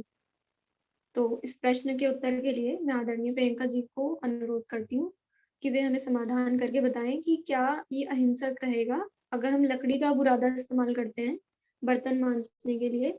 तो क्या आगम के अनुसार ये अहिंसक तरीका है बर्तन मांजने का, या और कोई तरीका हमें इस्तेमाल करना चाहिए? आदरणीय प्रियंका जी। जय जिनेन्द्र सभी को। आवाज आ रही है? आवाज आ रही है? हाँ जी आ रही है। बिल्कुल। हाँ जी। बर्तन मांजने के जो निर्दोष विकल्प हैं उस पर हमारी मतलब थोड़ी संक्षिप्त में चर्चा करना चाहूंगी। जैसे प्रश्न आया कि लकड़ी के बुरादे से हम मान सकते हैं या नहीं, तो इसमें यदि हम विस्तार करें थोड़ा सा तो ये आता है कि 2 निर्दोष विकल्प होते हैं बर्तन मांजने के। उसमें एक पहला विकल्प तो है कि ईंट का चूरा सर्वोत्तम है। यदि हम ईंट का चूरा करके अगर कर सकते हैं तो वो एकदम निर्दोष और अहिंसक प्रासुक बनेगा। तो जैसे हमने पहले बर्तन के सेशन में भी बात की थी कि मिट्टी का बर्तन जो है वो सर्वोपरि है, सर्वोत्तम है, लेकिन उसका प्रायोगिक पक्ष जो है वो थोड़ा कमजोर सा लग रहा था कि रोज बनाना, रोज फोड़ना नया, वो संभव नहीं है। लेकिन फिर भी एक आदर्श यदि हम स्थापित करें तो सबसे पहले चर्चा करें तो ईंट का चूरा सर्वोत्तम है। तो इसमें क्या क्या गुण है तो देखते हैं जरा कि ये पूर्णतः अचित्त होता है। मतलब एक तो ईंट की जो रचना होती है उसमें उसको पूरा पका दिया जाता है भट्टी में, तो उसके बाद उसमें कोई वो नहीं रहता है सचित्त पन्ने का दोष, तो वो पूर्णतः अचित्त होती है। दूसरा है कि इसको प्रासुक करना या ईंट धोना संभव है। जैसे हम राख को धो नहीं सकते लेकिन ईंट को धो सकते हैं, क्योंकि बाहर में जो भी धूल मिट्टी लगी उसको धो लिया और उसके बाद उसको हमने पाउडर किया, तो वो जो अशुद्धि जैसे हम सेंधा नमक के लिए करते हैं उस तरह से हम इसमें शुद्धि कर सकते हैं। तो एक ये भी इसकी मतलब खासियत है। तीसरा है संक्रमण मुक्त। जैसे बुरादे में या राख में, इनमें तो फिर भी कहीं ना कहीं कुछ डाल सकते हैं और हमें अगर पहचान नहीं आए तो हम निकालना मुश्किल है, उसको मिक्स हो जाए तो। लेकिन इसमें वो दोष भी नहीं आएगा क्योंकि ईंट हमारे सामने हमने ही फोड़ के उसको मतलब पाउडर किया है। तो उस दृष्टि से भी देखें तो ये संक्रमण मुक्त है। तो हम कम से कम मंदिर जी में जो पूजा के बर्तन है वो साफ करने में, क्योंकि वो तो कम ही रहते हैं और साफ करना सरल मतलब उसमें कर सकते हैं कि वहां हम जितना निर्दोष कर सकते हैं श्री जी की व्यवस्था, तो वहां पर हम इसका प्रयोग करें तो वो कर सकते हैं। ये एक आदर्श माध्यम है बर्तन मांजने का। तो इसमें दोष एक यही आता है कि बहुत श्रम लगता है, क्योंकि आप चिकना पाउडर करेंगे नहीं तो बर्तन में स्क्रैच आ जाएंगे अगर थोड़ा भी दरदरा पाउडर रहा तो पीसने में अतिरिक्त श्रम होगा और वो ज्यादा पीस के हम इकट्ठा करके रखना वो भी संभव नहीं होगा, और राख जितना बारीक भी नहीं हो पाएगा और मिक्सी वगैरह चलाएंगे तो उसका कटर ही खराब हो जाएगा। मिक्स वो नमक पीसने में भी जैसे हो जाता है वैसा इसमें भी हो जाएगा, तो वो हाथ से करना बहुत श्रम साध्य कार्य है। और ज्यादा मात्रा में यदि बर्तन साफ करना है तो हमारे घर में तो चूंकि ज्यादा मात्रा में बर्तन होते हैं, तो वहां पर ये प्रक्रिया जो है वो संभव नहीं होगी प्रायोगिक रूप में। तो इसके लिए ये सर्वोत्तम होते हुए भी हम इस विकल्प पे ठहर नहीं सकते। तो अब दूसरा विकल्प आता है कि राख का प्रयोग। अभी इसमें जो प्रश्न आया है उसका तुलनात्मक यदि हम राख के साथ करते हैं सर्वेक्षण कि दोनों में से कौन सी चीज अच्छी है, तो राख की निर्दोषता और बुरादे की सदोषता, ये हमारा बिंदु समझने का है इसमें कि राख में क्या गुण है और बुरादे में उस बर्तन मांजने की प्रक्रिया के हिसाब से हम देखें तो क्या दोष आते हैं। तो पहला तो ये है कि बुरादा अच्छी चीज है लेकिन एक उपयोगी ईंधन के रूप में, मतलब जब वो वेस्ट होता है कारपेंटर वगैरह के काम में तो उसका प्रयोग हम ईंधन के रूप में करें तो वो काफी मतलब सस्ता पड़ेगा कि हम दूसरे ईंधन जो महंगे एलपीजी वगैरह उससे बच सकते हैं। तो जो गरीब व्यक्ति है नहीं उपयोग कर सकता ज्यादा महंगा उपकरण वगैरह सब इंडक्शन वगैरह, तो उसके लिए एक अच्छा साधन है। तो बुरादा एक उपयोगी ईंधन है, तो जो काम जिससे किया जाता है हम उसके अलावा अगर दूसरा उसका प्रयोग करेंगे तो वो सही नहीं है। जैसे चंदन की लकड़ी से हम अगर चूल्हा जलाए तो कैसा लगेगा, तो इसी तरह ये ईंधन का कार्य कर रहा है, हम उसका वो प्रयोग नहीं करके और दूसरे तरीके में यूज करें तो इसका मुख्य कार्य जो है वो हमें उससे वही लेना चाहिए। तो एक उपयोगी ईंधन है और अगर हम इसका बर्तन मांजने में उपयोग करते हैं तो ईंधन की बर्बादी होगी। और यदि हम इसी परिप्रेक्ष्य में राख को देखें तो राख तो ईंधन जलाने के बाद मिला बाई प्रोडक्ट है, तो वो अपने आप में ही यानी ईंधन जलने के बाद वो काम होने के बाद वो मिला है और विशेष मतलब इसका और कोई उपयोग नहीं हो सकता है। तो उस दृष्टि से हम देखें तो जो है वो मतलब इस बिंदु पर राग जो है वो मतलब उपयोगी बैठता है, उपयोगी सिद्ध होता है। अब दूसरा है बुरादा अन्य कार्यों में भी उपयोगी संसाधन। जैसे कई जगह होता है कि वातावरण से बचाना है कोई चीज को नमी वगैरह से, तो उस पे बुरादा लपेट दिया जाता है, बड़ी बड़ी बर्फ फैक्ट्री वगैरह में भी बुरादा लपेट देते हैं। तो इस तरह से उसमें प्रतिरोधक गुण होता है, मतलब प्रकृति से उसको बचाने का चीज के टेम्परेचर को, तो उसको मेंटेन करने में भी बुरादा यूज प्रयोग होता है। तो हम इस कार्य में यूज करेंगे तो उधर उसकी जो है खपत के लिए नहीं बचेगा वो, जबकि राख का कोई और अन्य प्रयोग नहीं है। तो राख के लिए तो यही कार्य जो है वो सबसे सही है, या तो हम सैनिटाइजर के रूप में राख का पानी से हाथ वगैरह धोएं तो वो उसका अच्छा इस्तेमाल है, या फिर हम बर्तन मांजने में करें। तो इस दृष्टि से भी देखें तो वो बुरादे से जो है वो राख का प्रयोग उपयुक्त है।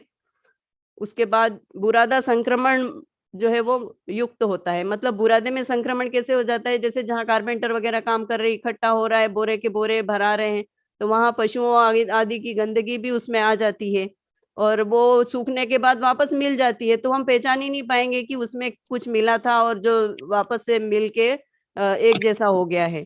तो इस दृष्टि से हम देखें तो राख जो है वो संक्रमण पैदा कर मतलब ये जो बुरादा है उससे संक्रमण भी होने की संभावना है।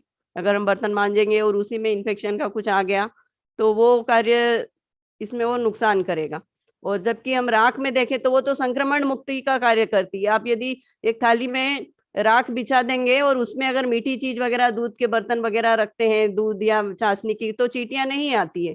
तो राख तो अपने आप में संक्रमण से मुक्त करती है चीज को। तो उस दृष्टि से भी हम देखें तो बुरादे से जो है वो राख बेहतर है। अब प्रश्न उठ सकता है कि राख में भी तो गंदगी मिल सकती है, तो इसमें ये चौथा बिंदु देखते हैं कि राख में गंदगी का विशेष ज्ञान संभव है। यानी जब राख में गंदगी मिलती है तो राख में एक क्षार तत्व होता है जिसके कारण उसका रंग बदल जाता है और जिससे उसको मतलब हम अलग कर सकते हैं, वो एक इकट्ठा हो जाएगा या उस जगह अलग कलर की राख दिखेगी तो हम उसको हटा के बाहर कर सकते हैं, जबकि बुरादे में गंदगी का ज्ञान नहीं हो पाता। तो ये भी राख का एक प्लस पॉइंट है जिसके कारण राख जो है वो उत्तम है। अब उसके बाद देखें राख को गीला करने की जरूरत नहीं।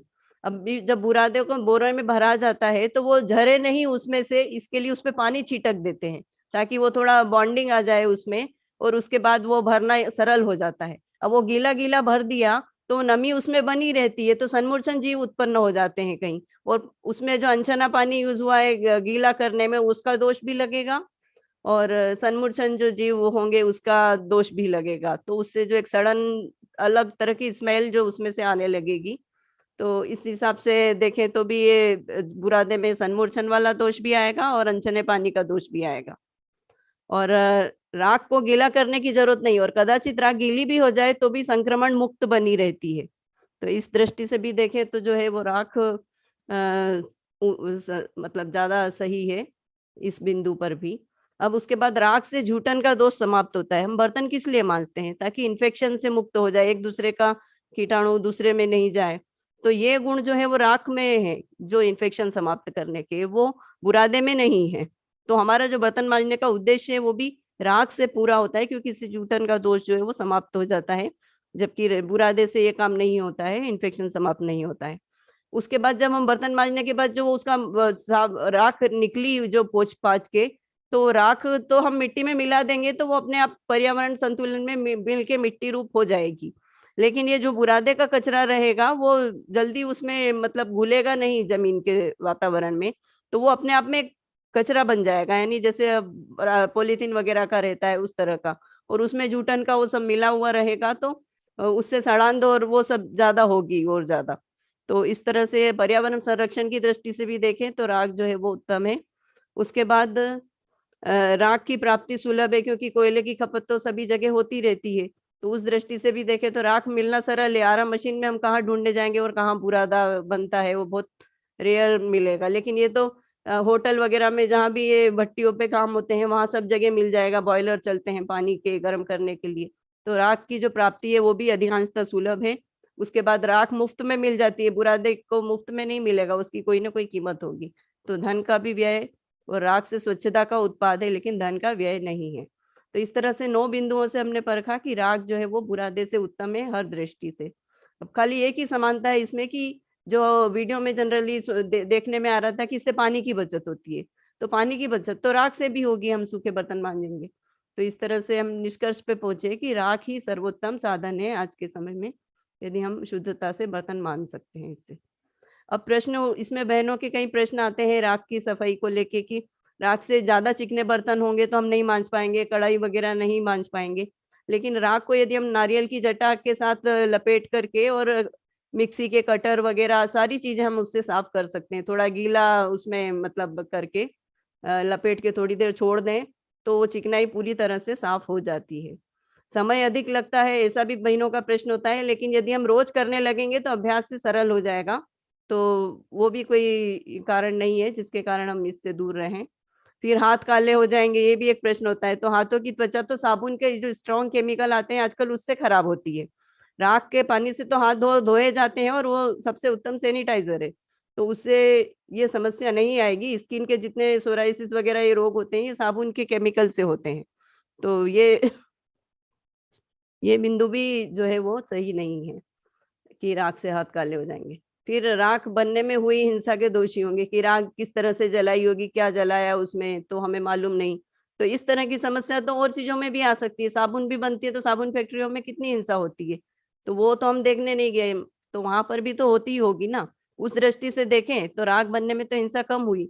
और ये तो हमारे जो पंचसूना की चर्चा आती है जिसमें चूल्हा चक्की ओखली, तो ये तो चूल्हा जलाने में ही हुई, अलग से इसके लिए कोई मेहनत नहीं करना पड़ी। साबुन में तो अलग से केमिकल वगैरह सब कुछ बना तो मशीनें चली, तो उसमें तो एक्स्ट्रा करना पड़ा। और यहाँ तो हमने अधा कर्म जो हमारा श्रावक की भूमिका में होता है उसका ही बाई प्रोडक्ट है, तो अलग से इसमें कोई दोष नहीं आया। तो इस तरह से ये भी हमारा जो तर्क है कि उसमें जो हिंसा होगी ये निराधार है हमारी भूमिका के हिसाब से। और अब बोलेंगे कि काम वाली नहीं मांजने को तैयार हो तो क्या करे? तो काम वाली को अब यदि अतिरिक्त पैसा देंगे तो वो जरूर करेगी, मतलब उसको यदि आप सैलरी डबल दे दीजिए। अगर हमें शुद्धता चाहिए, संक्रमण मुक्त अपने बर्तन चाहिए, तो थोड़ा खर्च इधर कर लेंगे डॉक्टरों के पैसे देने से, तो उसका भी घर अच्छे से चलेगा, काम वाली का भी।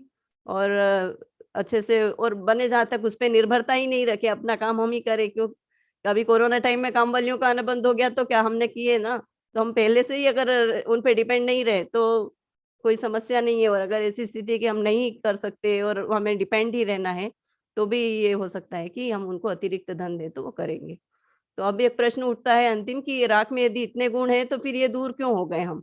तो इसका एक वही उत्तर अभी जो हमारे वीडियो में देखा कि जैसे रिफाइंड तेल के लिए कंपनियों ने अपना पूरा मायाजाल फैलाया, ऐसा इनके लिए भी फैलाया। हमने तो हमारे देखते देखते ये साबुन वगैरह के एडवर्टाइज शुरू हुए, जब टीवी वगैरह आया, मास मीडिया आया, तो उसमें विज्ञापनों इस तरह से आते थे कि हाथ अच्छे रहेंगे, वो फटाफट काम हो जाता है, 1 मिनट में चम्मच चमक जाती है, इस तरह से एडवर्टाइज शुरू हुए, तो लोगों का उसमें आकर्षण शुरू हुआ। तो ये विज्ञापन के मायाजाल से जैसे और क्षेत्रों में भी सब हुआ ना, वैसा इसमें भी हुआ। अभी हम पहले साबुन यूज करते थे, फिर लिक्विड सोप आ गए कि हाथ तो उससे इन्फेक्शन होगा साबुन से, अभी लिक्विड सोप, अभी लिक्विड सोप से हटा के फिर सैनिटाइजर पे ले आए। तो इस तरह से ये तो उनकी पॉलिसी रहती है कि एक चीज का खुद ही बनाएंगे, फिर निषेध करेंगे, फिर अगली चीज लॉन्च करेंगे। तो ये तो हमें विवेक चाहिए कि हम उनके मायाजाल में नहीं फंसे और प्रमाद का पोषण भी नहीं करें और अपनी संस्कृति से दूर नहीं हो और दिखावा की तरफ नहीं बढ़े। ऐसा नहीं कि हमें लोग ओल्ड समझेंगे, हम ये राख से बर्तन मांजेंगे, तो वो दिखावा प्रधान जीवन से हम बाहर निकलेंगे तो सब सरल हो जाएगा। बहुत बहुत धन्यवाद। मैं आदरणीय प्रियंका जी का बहुत बहुत आभार व्यक्त करना चाहूंगी कि उन्होंने अपने इतने बिजी शेड्यूल में, आपको पता है इससे पहले भी 2 स्वाध्याय अटेंड करके वो आई हैं, तो उनका शेड्यूल बहुत बिजी रहता है और फिर भी उन्होंने हमें समय दिया, हमारे प्रश्नों का समाधान उन्होंने दिया। अभी कुछ और शेष प्रश्न हैं, लेकिन अभी समय का अभाव होने के कारण उन प्रश्नों को मैं नहीं ले रही हूँ। मैं अनुरोध करूंगी प्रियंका जी से कि अगर संभव हो तो वो अगली परिचर्चा में जोड़कर उनका समाधान अवश्य करें। ऐसी अपेक्षा हमें है उनसे। और अब हम अपना अगला सेशन मतलब अपना अगला कार्यक्रम प्रारंभ करते हैं। श्रुति जी, हम अब आप सभी की अनुभवी जानकार से भेंट कराएंगे। आज के अनुभवी जानकार हैं आदरणीय शरद जी। आप दिल्ली के ही निवासी हैं और पिछले 2 सालों से आपके जीवन में जितनी शुद्धता के संबंध में जो परिवर्तन आया है, उतना हमें और किसी के जीवन में, किसी परिचित के जीवन में देखने को नहीं मिलता है। आप स्वयं भी और समाज के लिए भी शुद्ध भोजन की उपलब्धता करवाते हैं, व्यवस्था करवाते हैं और पानी इत्यादि भी पूरा डबल छन्ने से छानना। और दूध के लिए बोलें तो जब दूध लेने जाते हैं तो पूरा अपना ही पानी और अपना बाल्टी इत्यादि भी लेकर जाते हैं। तो आपका और परिचय अभी आपसे पूछने पर हो जाएगा। तो मैं आदरणीय तरुणा आंटी जी को निवेदन करूंगी कि वे उनसे कुछ सवाल जवाब करके उनसे और हमारा परिचय करवाएं। सभी को जय जिनेंद्र। भैया को भी अनम्यूट कर दो। सभी को सादर जय जिनेंद्र। जय जिनेंद्र भैया। ये कुछ प्रश्न थे जो आपसे हम लोग जानना चाह रहे थे। जी भाभी। तो स्टार्ट करें। जी भाभी। हम लोग जानना चाह रहे थे कि आपके यहाँ कौन कौन सी शुद्ध सामग्री उपलब्ध हो जाती है। नहीं ऐसी कोई बात नहीं है। हेलो, आवाज आ रही है भाभी? हाँ आ रही है भैया। हमारे पास जैसे अपने मसाले हो जाते हैं, साबुते पिसे हुए, आटा, बेसन, और जैसे सर्दियाँ चल रही हैं तो मक्की का आटा हो गया आपका, बाजरा, और इसके अलावा सेंधा नमक हो गया और ड्राई फ्रूट वगैरह सारी चीजें हमारे पास होती हैं अवेलेबल इजिली। और बाकी जिसको से चाहिए होता है तो उस हिसाब से वो डिमांड के हिसाब से हम मर्यादा के हिसाब से करके दे देते हैं। मतलब जितनी डिमांड आती है आपके पास उतना आप करके दे देते हैं? हाँ जी जी। और ये जो सेंधा नमक वगैरह बता रही है, सब चीजें आप कूट के अपने पास से देते हैं या बाजार का ही लाते हैं?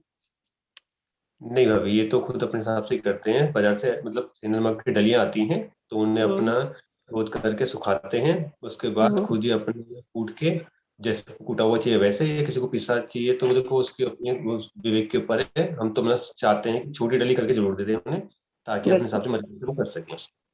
हाँ जी। अच्छा, और जैसे आप ये सामान देते हैं तो दिल्ली में ही सप्लाई है आपकी या दिल्ली से बाहर? जैसे कई हमारे साधर्मी हैं दिल्ली से बाहर रहते हैं और कई तो ऐसे हैं जो आउट ऑफ इंडिया रहते हैं, चाहते हैं अरेंजमेंट हो जाए लेकिन हो नहीं पाता, तो कुछ है आपके पास ऐसा प्रोसेस कि आप करवा सकते हैं सब उनका काम? अभी तो भाभी फिलहाल काम स्टार्ट ही करा है, तो फिलहाल अभी छोटे स्केल पे है। तो ये कि आगे प्रोसीजर यही रहेगा, जैसे जैसे काम बढ़ेगा तो ये सुविधाएं जरूर दी जाएंगी और इसे निश्चित किया गया है ताकि जो साधर्मी हैं जो नहीं कर पाते किसी भी रीजन से कम इस भाव में उनका भी अपना पालन हो जाए और उन्हें भी शुद्ध भोजन की व्यवस्था उनके घर पे बैठे बिठाए मिल जाए, ये रहेगा। बिल्कुल बिल्कुल। अच्छा, और एक प्रश्न और होता है हमेशा कि ये जो मतलब नॉर्मल रेट पे जो मार्केट में सामग्री हमें मिलती है, ये शुद्ध के नाम पर ये शुद्ध सामग्री के रेट इतने हाई क्यों होते हैं?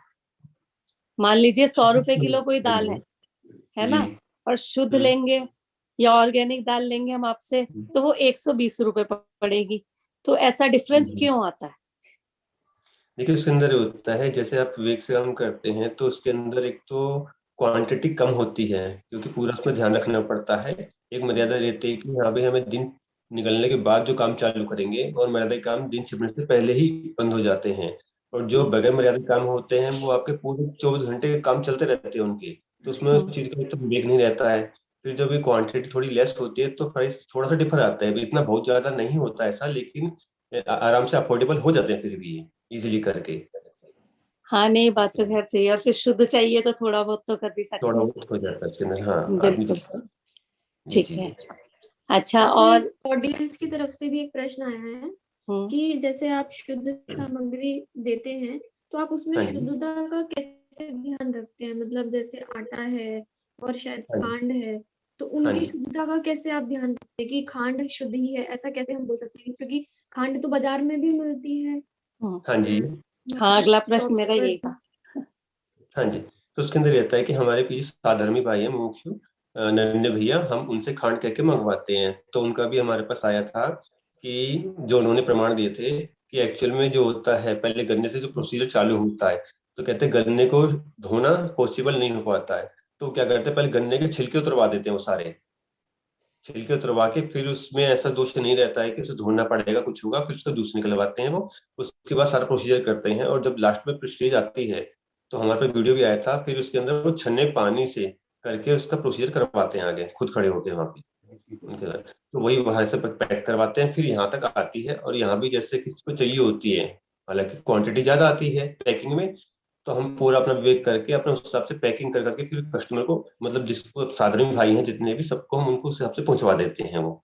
तो हम इतना इसमें ध्यान रख लेते हैं।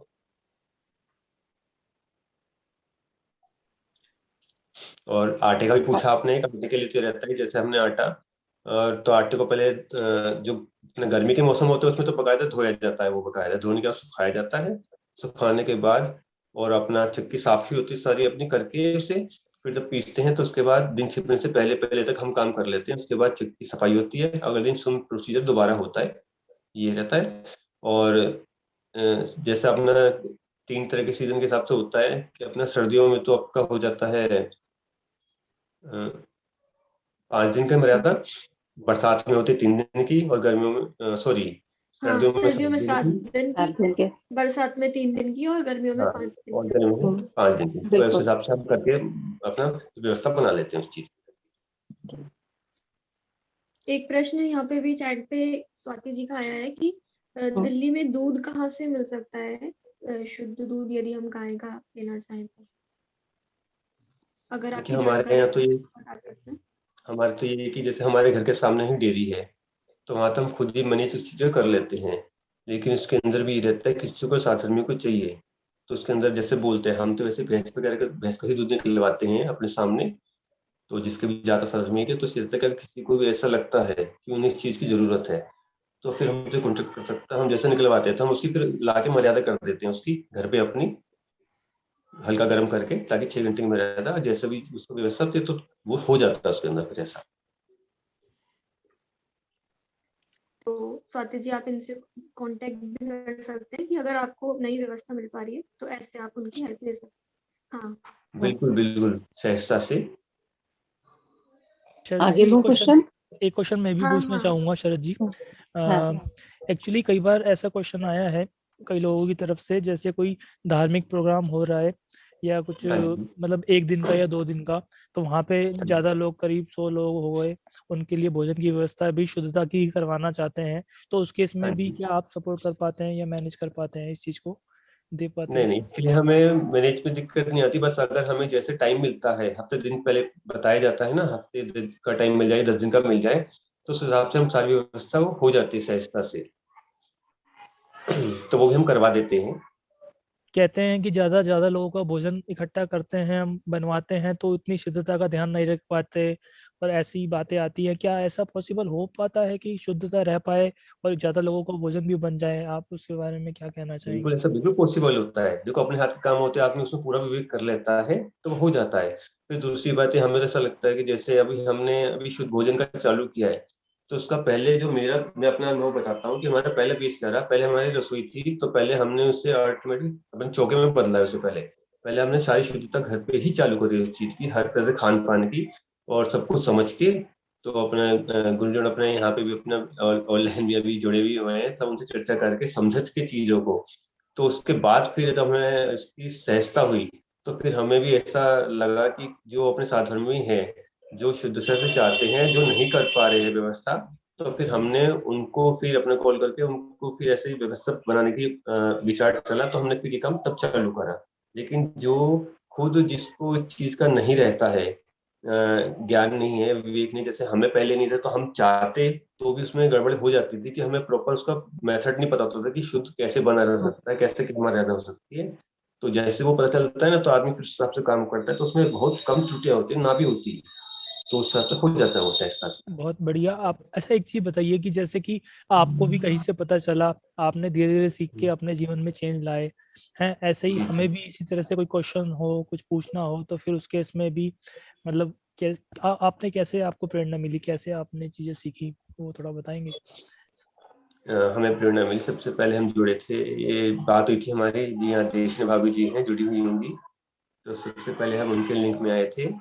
तो उनसे फिर हमारी मैडम हैं, तो जैसे व्यवस्था संभालती रसोई की, तो उन्होंने उस चीज को समझा। और अपने यहाँ पे तरुणा भाभी जी भी हैं, एक अपने मंदिर जी में वो भी हैं, प्रज्ञा दीदी भी हैं। और उसके अलावा एक बार हमारे घर में हमारे भोजन था, करेली से मनोज पंडित जी आए थे, तो उन्होंने भी हर तरह की खूब बोलने की चीजें बताई थी, समझाई थी। तो ये अपने गुरुजन है हमारे साथ, जहाँ जिनके सानिध्य में रह के हमने ये चीजें समझी, और आज ये है कि अपना उस तरह से हो पा रहा मैनेज। ये मैं सबका हार्दिक धन्यवाद करता हूँ। बहुत बढ़िया जी। तरुणा जी आप ले लीजिए आगे क्वेश्चंस अगर आपके पास। ठीक है भैया। एक मेरा अगला प्रश्न है कि आप अपने इस काम को कैसे मैनेज करते हैं? मतलब जैसे अकेले ही करते हैं या कोई आपका हेल्पिंग हैंड है, किस तरह से करते हैं ऐसे? क्योंकि आप जैसे आपकी शॉप भी है ना, राशन का आपका पूरा काम है, तो आपको कोई इसमें प्रॉब्लम तो नहीं आती? जैसे घर पे शुद्ध करवा रहे हैं आप, कुछ लोगों के लिए शुद्ध व्यवस्था कर रहे हैं, दुकान पे आपको नॉर्मल बेचना पड़ रहा है अपना सामान, तो कुछ आपकी हेल्प करने वाला कोई व्यक्ति है साथ में? जी भाभी, मेरी तो मिसेज है, जो मतलब पूरा ही कोऑपरेट करती है सब, मतलब समझो कि सारा सेटअप उसका ही सारा बनाया हुआ है, और सारी में प्रूव करती है। और बाकी दुकान का ऐसा रहता है, जैसे किसी को चाहिए भी होता है तो अब ऐसा नहीं है, तो लोगों को जैसे जैसे पता चल रहा है कि हम घर पे भी अपना सिंधार का बना के देते हैं, तो लोग उसी चीज की अब डिमांड करते हैं कि ये चीज हमें नहीं मिल पाई कहीं से, तो अच्छा है आपके यहाँ से ले ले। इसके अंदर सब आते हैं कि एक तो साधर्मी जन भाई भी हैं और अदर कास्ट भी हैं, तो वो भी इस चीज को प्रेफर करते हैं। हालांकि उनको उससे शुद्धता से नहीं, लेकिन हाँ उन्हें इतना जरूर रहता है कि हाँ घर से बना हुआ चीज है ना, तो घर की चीज अलग ही होती है, तो इस हिसाब से उसकी डिमांड मिल जाती है सहजता से, तो ये रहता है उसके अंदर। और आजकल कोरोना में तो इस चीज का और फायदा हो गया होगा। हाँ वो तो चल रहा है हाँ, बिल्कुल। अपने आचार्य तो कब से कह रहे हैं, साइंटिस्ट थे, आज कह रहे हैं ये चीज, है ना? तो उन लोगों को और अच्छा होता होगा। बिल्कुल, बहुत अच्छी बात है। जी। अच्छा, आप लोगों को क्या प्रेरणा देना चाहते हैं? आपने जैसे अपना लाइफ चेंज हुई है, आपकी भी थोड़ी बहुत, है ना? आपकी भी चेंज हुई है पहले में और अब में, आपको खुद भी बहुत चेंजेस नजर आते होंगे। जी। तो आप चाहते हैं कि लोग आपके जैसी लाइफ जिए, या फिर जैसी आज आपकी लाइफ है, या फिर जो आजकल चल रहा है मौज मस्ती, बाजार का खाना, अशुद्ध खाना, यही चलता रहे? नहीं ऐसा नहीं है भाभी। देखो हर कोई चाहता है, लेकिन कई बार क्या होता है कि आदमी जिज्ञासा बस या तो पूछ नहीं पाता या करने में झिझकता है। हम तो कह रहे हैं कि अगर आप समझ के करेंगे तो एक बार शुरू में आपको थोड़ा सा लगेगा, लेकिन वो इतनी सहज हो जाएंगी धीरे धीरे करके कि आपको उसके अंदर आनंद भी आने लगेगा। और घर की चीजों में जो टेस्ट आता है वो बाजार में मिल ही नहीं सकता, संभव नहीं है, उसमें वात्सल्य होता ही नहीं है। घर में तो पूरा वात्सल्य से सब काम करे जाते हैं, परोसे जाते हैं ना, तो वो चीज बाजार में संभव नहीं है मिलना। तो तो हम तो कहते हैं सब अपना प्रयास करेंगे तो सबकी सहजता से काम हो जाएंगे। सबको ऐसे ही करना चाहिए। भैया जैन अपना धर्म मिला है तो कम से कम उस हिसाब से करे आदमी, तो हो जाता है सहजता से ही। बिल्कुल। एक बहुत क्वेश्चन बहुत मुझे भी धन्यवाद पूछना भैया था आपका। एक बार हाँ भैया, भैया। मुझे अब पूछना था, जैसे आप बाहर जाते हैं, यात्रा पे जाते हैं, तो फिर इन सब चीजों का कैसे मैनेज कर पाते हैं? ये एक बहुत बड़ा क्वेश्चन थोड़ा मुझे लगा मैनेज करने में, कैसे मैनेज कर पाएंगे इन चीजों का? नहीं, वो भी भाई सहजता से उसके अंदर हो जाता है। जैसा ये होता है कि अपने हम कहीं बाहर जा रहे हैं, 2 दिन 3 दिन की यात्रा होती है, तो अब जैसे अपने शुद्ध मर्यादा का दूध वगैरह या भोजन वगैरह लेते हैं तो थोड़ा वो तो हम फिर बाहर जाके दूध नहीं लेते उसके लिए। और मसाले वगैरह भी अगर होते हैं तो ले जाते हैं, या फिर वहाँ पे पता अपना चल जाती है हमें को कि हाँ भाई किनकी शुद्ध रसोई है, जो उस तरह से मैनेज कर लेते हैं, तो हम वहाँ जाके भी ले लेते हैं। और नहीं अल्टरनेट होता तो फिर हम जैसे फ्रूट्स वगैरह होते हैं, फ्रूट्स वगैरह ले लेते हैं। उसके अंदर ऐसी बहुत चीजें हैं, तो उससे अपना जो सब काम सच होते रहते हैं। बहुत बढ़िया। देशना जी ने जैसे बताया था कि खाने के लोलुपी नहीं होना चाहिए, तो आपने मतलब फ्रूट्स पे भी चलाने की इतनी ज्यादा आपने मतलब उस पे भी जीवन निकाला जा सकता है यात्रा के समय में। और इस तरह से बिल्कुल बहुत ही बिल्कुल। आपकी बातों सुन के बहुत ही बल मिला है। हम भी कोशिश इस पे करेंगे आगे, धीरे धीरे चीजें मतलब एकदम से नहीं कर पाएंगे जितना आप कर पा रहे हैं, लेकिन फिर भी आज आज के सेशन से बहुत लाभ मिला है, आपके आंसर से बहुत हेल्प मिली है। हम कोशिश करेंगे जरूर आगे इसी तरफ बढ़ने के लिए। और सभी से निवेदन करूंगा कि जो भी डाउट्स हो, क्वेश्चंस हो, वो भेजें। इसी तरह से सेशन में हम शरद जी से क्वेश्चंस पूछेंगे, और आगे भी देशना जी हैं, प्रियंका जी हैं, और सभी जो भी डाउट्स है आपके क्लियर हो सकते हैं। तो सभी का चाहूंगा मैं एक प्रयास शुद्धता की ओर आप भी एक कदम बढ़ाएं। एक एक स्टेप से ही हम आगे बढ़ पाएंगे। आज एक स्टेप लेंगे, एक हफ्ते में 7 स्टेप, महीने में 30 स्टेप, ऐसे साल में हम बहुत स्टेप चल चुके होंगे। आरुषि जी आप। हाँ, अंत में मैं बस पूरी बात को समराइज करना चाहूंगी। समय अपना हो गया है। देखिए, अभी जो हमारी चर्चा हुई उससे 2 बिंदु जो मुख्य रूप से निकल कर आए। एक तो जो प्रेरणा इनको मिली है स्वाध्याय से मिली है।